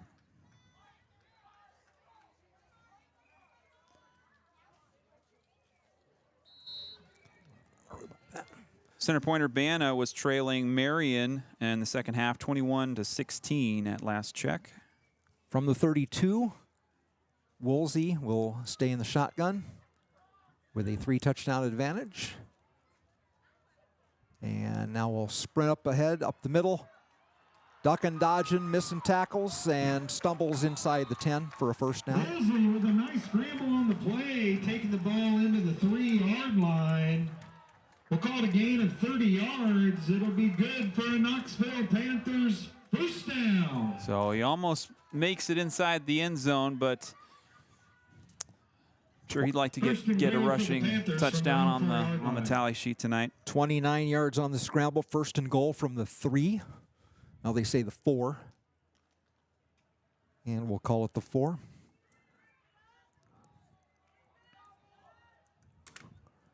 And here's a handoff. And the quarterback. Panthers touchdown. The quarterback. Quarterback keep, Brendan Woosley. And another touchdown for Knoxville as they're breaking things open here in the fourth quarter. In week 3, next week, homecoming week coming up for the South Tama Trojans. It's going to be dress-up days for all the buildings. Check the South Tama Facebook for those. For that information, the homecoming court will be part of the homecoming parade on Thursday night starting at 6 p.m. It'll be going through downtown Toledo, so kind of fill the square and cheer on South Tama's programs. Well, they go for 2 here. The snap was, I'm not sure if the snap was bad, but anyway, it was a pass caught. Roston McCarthy throws a 2-point conversion to Jackson Clark. 6:01 remaining in the fourth quarter. South Tama 0, your Knoxville Panthers 29. A couple score updates. Charles City up big against Waterloo East, 32-0 in week 3. Fairfield, that game's kind of been back and forth. Washington maintaining their lead, but we've seen some scoring on both sides. Washington leading 27-19. We'll see Fairfield in district play later in the year. That'll be another away game for South Tama. McCarty, okay. McCarty was the thrower on the 2-point. Again, I'm not sure what quite happened, if there was the snap or the hold wasn't good or something. Anyway, they found the 2-point conversion there. So 29. 2 plays, 32 yards on the drive. Brendan Woolsey with the point, with the touchdown run. Woolsey now. That's his 4th touchdown, 3 passes, or pardon me, 2 passes and 1 run for a touchdown. And then the 10-yard run by Robinson, the other score. Kick is away. And here's the return. And not much there. And again, that was Adrian Stanley and Jackson Clark team up for the tackle on the. A little under 6 minutes to go left here in the fourth quarter. I think Graybeal was the return man on that one. Okay, yep. So South Tama kind of getting some of their second stringers in, and not a bad idea. As a lot of these, I mean, Michael Henry's he's been slow to get up in several possessions that he's been involved in. Really, I mean, a good effort from him tonight, but time to kind of protect here a little bit as the game's getting out of hand from Knoxville's perspective. Okay, so blocker from the shotgun from the 19 is where they'll play 1st and 10. And fumble. Blocker tried the kind of quick fake, and it. Knoxville recovers the fumble. Oh my goodness, yeah. So the snowball effect starting to roll downhill. Another update, getting closer between Washington and Fairfield. They're in the fourth quarter. A 2-point game now. Washington 28, Fairfield 26. Panthers take over 1st and 10 from their own 18-yard line. Not their own 18. And so a red zone situation here for Woolsey in the, let's see, do we have a new quarterback here too? Maybe. Yeah, 15. McCarty. Roston McCarty's a sophomore. Incomplete. Medina on the coverage. Eli Fuller, the intended receiver. So this is McCarty. For the Panther first down. He has played a little bit in backup quarterback last week in their big win over Clark of Osceola. Yeah. Ball at the 18-yard line. And still seeing several first stringers in on defense for South Tama. Not a full rotation in yet, but stops the clock. They're not content. They want to. They pass the ball and pass the ball and pass the ball. They're not content with running out the clock. Eli Fuller made the catch. Carney's pass hauled in by Eli Fuller. Steps at about the 11-yard line. He's going to bring up 11-yard line. 3 yards needed for the Panther first so down. That's an 8-yard catch. Goes out of bounds, and that stops the clock. That's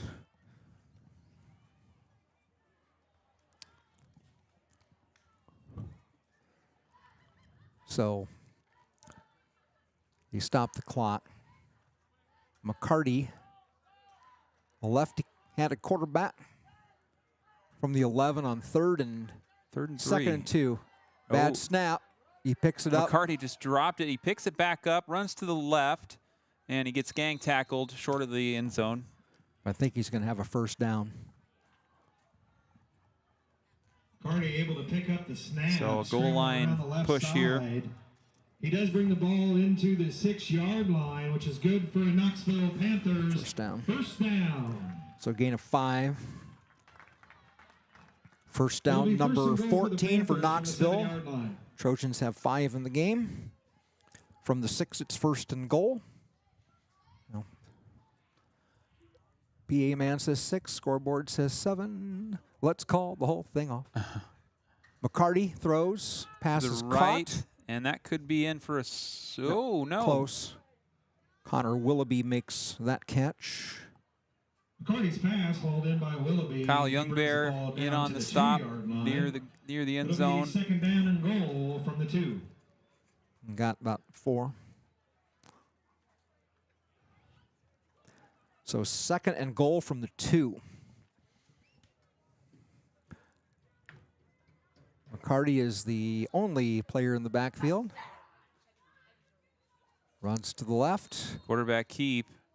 And got a yard. No touchdown as of yet. Good for Knoxville Panthers touchdown. They give it. And They give it the touchdown. Roston McCarty punches it through. Coming in off the bench, spelling Brendan Woolsey. And that'll be another touchdown for the Panthers. Quick update over at center point. CPU leading Marion. At last check, it was 5:30 left in the fourth quarter. The Pointers leading 24-21. So a close one there. CPU's had some close ones. They've had a go of it this first part of the season. Finnegan's kick is up. And kick is good. Finnegan with the extra point, good. With 4 minutes and 22 seconds remaining. And we'll see CPU next South week. Tama, So a matchup to keep an eye on as Trojans get ready for their homecoming matchup. They'll be glad to, I think, get home. Well, that was a 4-play, 19-yard drive after the fumble. Roston McCarty on a 2-yard run. Finnegan makes his 4th extra point kick of the night.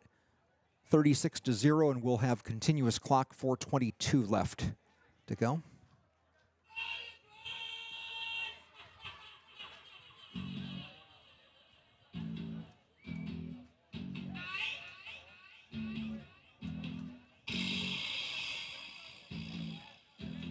Good luck to the South Tama volleyball team. They head to GMG tomorrow for an invitational tournament. I believe there's 3 rounds of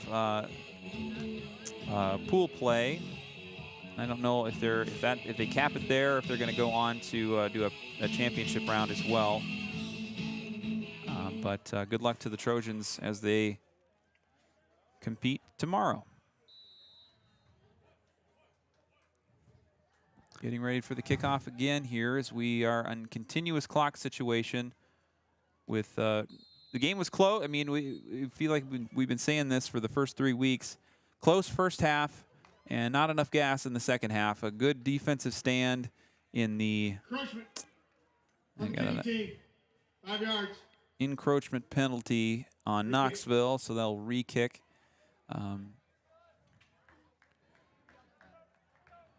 But yeah, we've seen some flashes of things, but South Tama has been unable to put really consistent drives together, and the second halves of games, the Trojans have really run out of steam, and adrenaline hasn't been enough to carry them through. I mean, we saw a scoreless third quarter, so it's a good defensive effort, but I think, you know, a lot of this, almost all those kids playing both sides of the ball, the mental aspect starts to come in where you're seeing things not going your way on offense, and it just gets harder to kind of rally on defense. And the kickoff? It goes to the corner. Did that go out of bounds? I'm not sure. I didn't see it. I wasn't watching. I was doing other things here. And so we'll get ready for another South Tama drive. No return there, but another opportunity for the South Tama offense. 1st and 10. Free kick up. Ball 35. Okay, the ball went out of bounds on the kickoff. Nope. No. He said 35, then said the 40, and so it looks like it's going to be the 40. Okay, that's where they're going to put the ball. And again, 36 now to nothing, and this should be continuous clock here. Once we get the first play underway. Blocker. Clegg in motion. Blocker rolling out. And being chased and brought down. Little gain on the play. Blocker around the right end, brought down by number 60, not much there. No. Chapman. Again. And number 7, Cale Irving. Out of bounds. Personal foul. Oh. On the defense. Personal foul. Okay, well, we'll take that. That's first down. It'll be a personal foul against the Panthers. That'll march the ball into Panther territory. And the ball will be at the It'll be 1st and 10, South Tama. 45. So no gain on the play. And then the 15-yard penalty to the Knoxville side of the field. That's their 5th penalty of the night for 33 yards in scrimmage loss. Here's a nice run off the left side. Brody Blocker up the side. For first down. Near the Clegg. Yep. That was Clegg. Tyrus Clegg. Clegg around the left side runs good for 12 yards. There's that edge rushing speed. Clegg and Henry both have it. For a first down, tackled by number 14. 2 first downs in a row to the Knoxville 33. We'll give him a dozen. 33-yard line. First carry of the night for Tyrus, and the Trojans have a fresh 4 at the Knoxville 33. 3.5 left to go as you watch the scoreboard. Blocker. And Medina this time. They stretch it out nicely. Medina around the right side, brought down after a 1-yard gain. Maybe got a yard or 2. Tackled by a host of Knoxville Panthers. Now they'll give him 1. 2nd down, 9 yards needed for the Trojan first down. I'd like to see Tyrus Clegg get his hands on the ball a little more. Yeah. That'd be, they ran that special play with Nick Upaw to start the game in the pass. Yeah, little reverse or something like that. That might come later on in the year. Who knows? 2nd and 9. Blocker. Medina again, pretty much the same play. Takes on a tackler and is knocked out of bounds. Yeah, powers his way out of bounds, but short gain there for Medina. Well, let's see. 5 maybe? Well, they give him the 25. That's okay, so 8 maybe. How about 6? Okay. 7. 7. Trojan first down. Still a close game in the 4th quarter. Mount Vernon leading Benton 15-13 in the 4th. 4 down territory here. Blocker. Fakes to Tyrus this time. Tackle near the 21-yard line, close to the first down. Blocker with the run up the middle. To the 21. Number 52, Just under 2 minutes to go here in Knoxville as we wrap things up in week 3. 3rd first down on the drive. That's 8 in the game. Knoxville has a total of 15 on our stat sheet. Knoxville's quarterback Woosley, 258 yards. I've got him for 270 total passing on the night. Pass, dropped, incomplete. Next week, Knoxville will start a 2-week road stand. They'll be on the road at Des Moines Hoover in Des Moines, and then on the road at Atlantic, I believe, to start their district play. The Trojans have 2 straight home games coming up. Homecoming, and then 2 weeks from tonight, district play starts. Yep. Again, continuous clock, even though the pass was incomplete. Just outside the red zone here. Cody Blocker. And here goes Tyrus off the left side.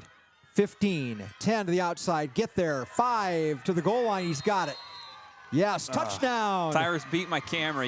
I couldn't get it rotated fast enough. Sorry, Tyrus. That's all right.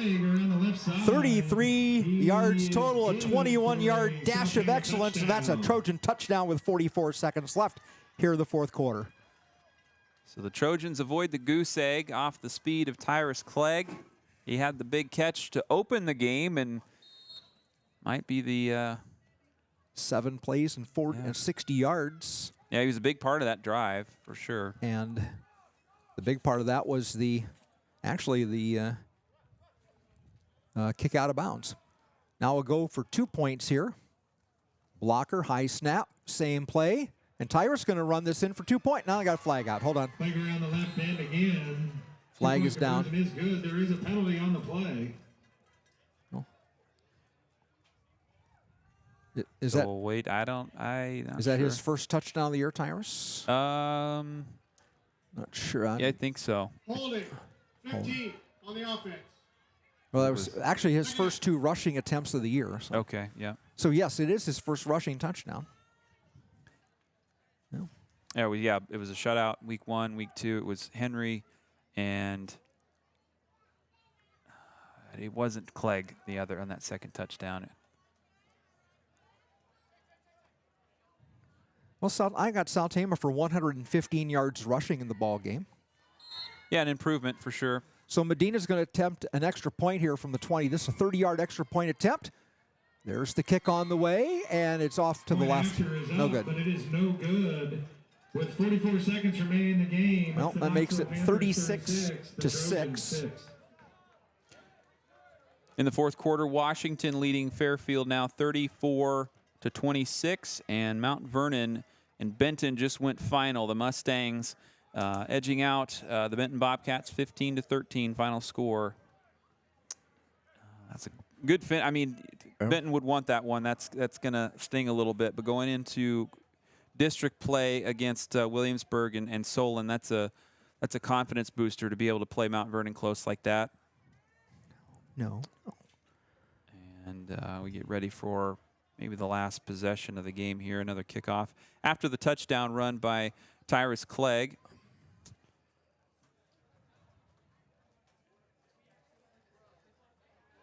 Thanks to our producer this evening, Rami Dowd. Yes, thank you very much.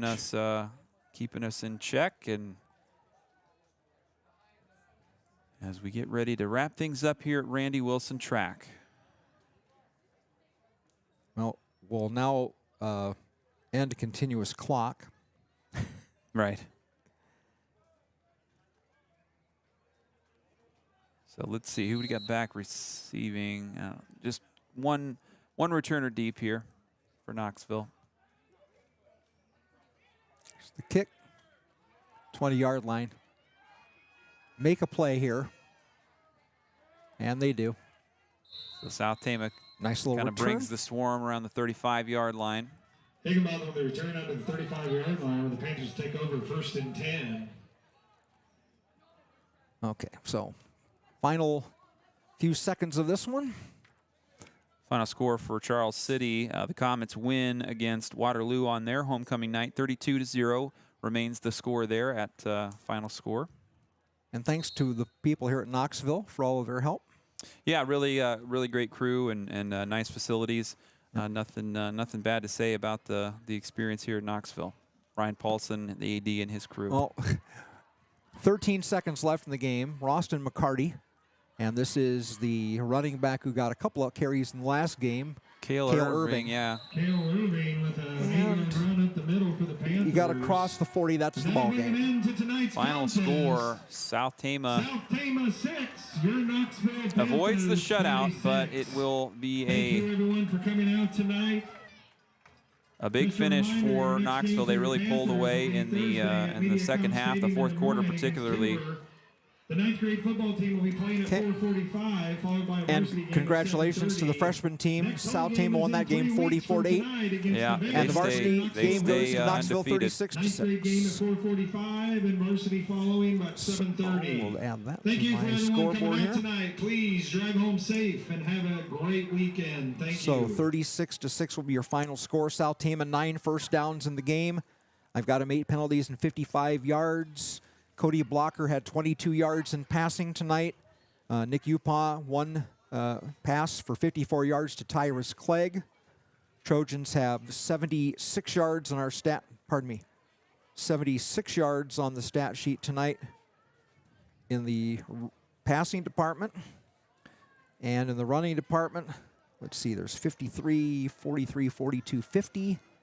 And 53, 83, 85. I got them for 115. So there you go. While you're doing that, I'm going to say thank you to our sponsors for this fall season. They include Gary Bock, State Farm, Iowa Premium, MercyCare Tama, Stein-Hrabak Floor Coverings, Hrabak Lumber, Medicap Pharmacy, TFD Photo and Film, Kruse-Phillips Funeral Home, Marquess and Hoyer Law Office, Tommy Hexter for Iowa, S&S Car Wash, Darling Ingredients, The Pump, Scharnweber's, Eric H. Media, Assured Partners Insurance, State Bank of Toledo, and Appraisal and Real Estate Services.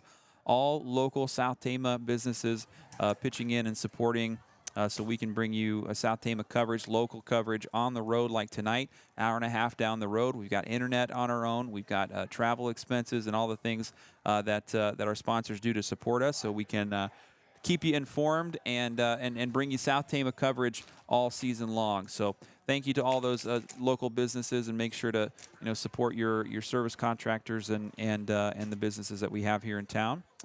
Any final stats before we wrap with you, Jeff? Well, I gave the South Tama stats on the ball game. I've got the quarterback for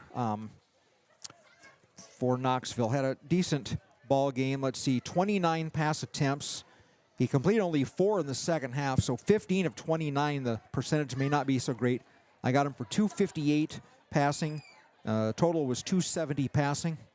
And I'm not sure the rushing yards, 19, 61, 71, 76, 86, 96, 94, 101. I got him for 109 running in the ball game. They had, well, Woosley had the most carries in the game. Of course, a lot of scrambles. They didn't run the ball too often in this game, and that's pretty much those are unofficial, the official unofficial stats of the ball game. So. Yeah, an interesting game here. A completely different look of a team for Knoxville coming in against South Tama, and South Tama still really kind of treading water. We've seen bright spots, but I haven't seen a ton of improvement week to week. It feels like a team that sort of has remained where they were in week 1. I don't know what the ingredients are needed to push this team forward, and it's going to get tougher for South Tama too as we get into district play. So a challenge, but kids playing 4 quarters as well too, and that was good to see. Some good effort. Plays and some big plays. That one to the big catch by Tyrus Clegg to start out the game, and he finishes with the only touchdown in the game for South Tama late in the 4th. And Knoxville will head to Des Moines next week. They face Des Moines Hoover. South Tama will host Center Point Urbana in week 4. So we move on to week 4 next week. The Hawkeyes got one more tune-up before they get into Big Ten action. Troy kickoff at 3 o'clock, I believe. 3 o'clock or 3:30? I think it's 3 o'clock. And I don't know. I don't know if I want Cade. I don't want injury on anyone, but I don't feel good about Cade McNamara under center, and I don't feel like Ferentz and Lester are going to really push that needle too far. to make a change. But we'll see what happens. That should be fun. What's going on in Cyclone Land on Saturday, Jeff? It is the dreaded bye week. Okay, there you have it. So everybody stays safe. Nobody gets benched, and we get a week off for the Cyclones. So, all right, that will do it for us here at Knoxville. Thanks for being with us, Trojan fans.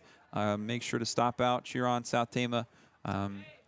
At home, a cross-country meet Monday afternoon at 4:30. Girls volleyball on the road at GMG tomorrow morning. Those are morning dates if you want to go participate in that.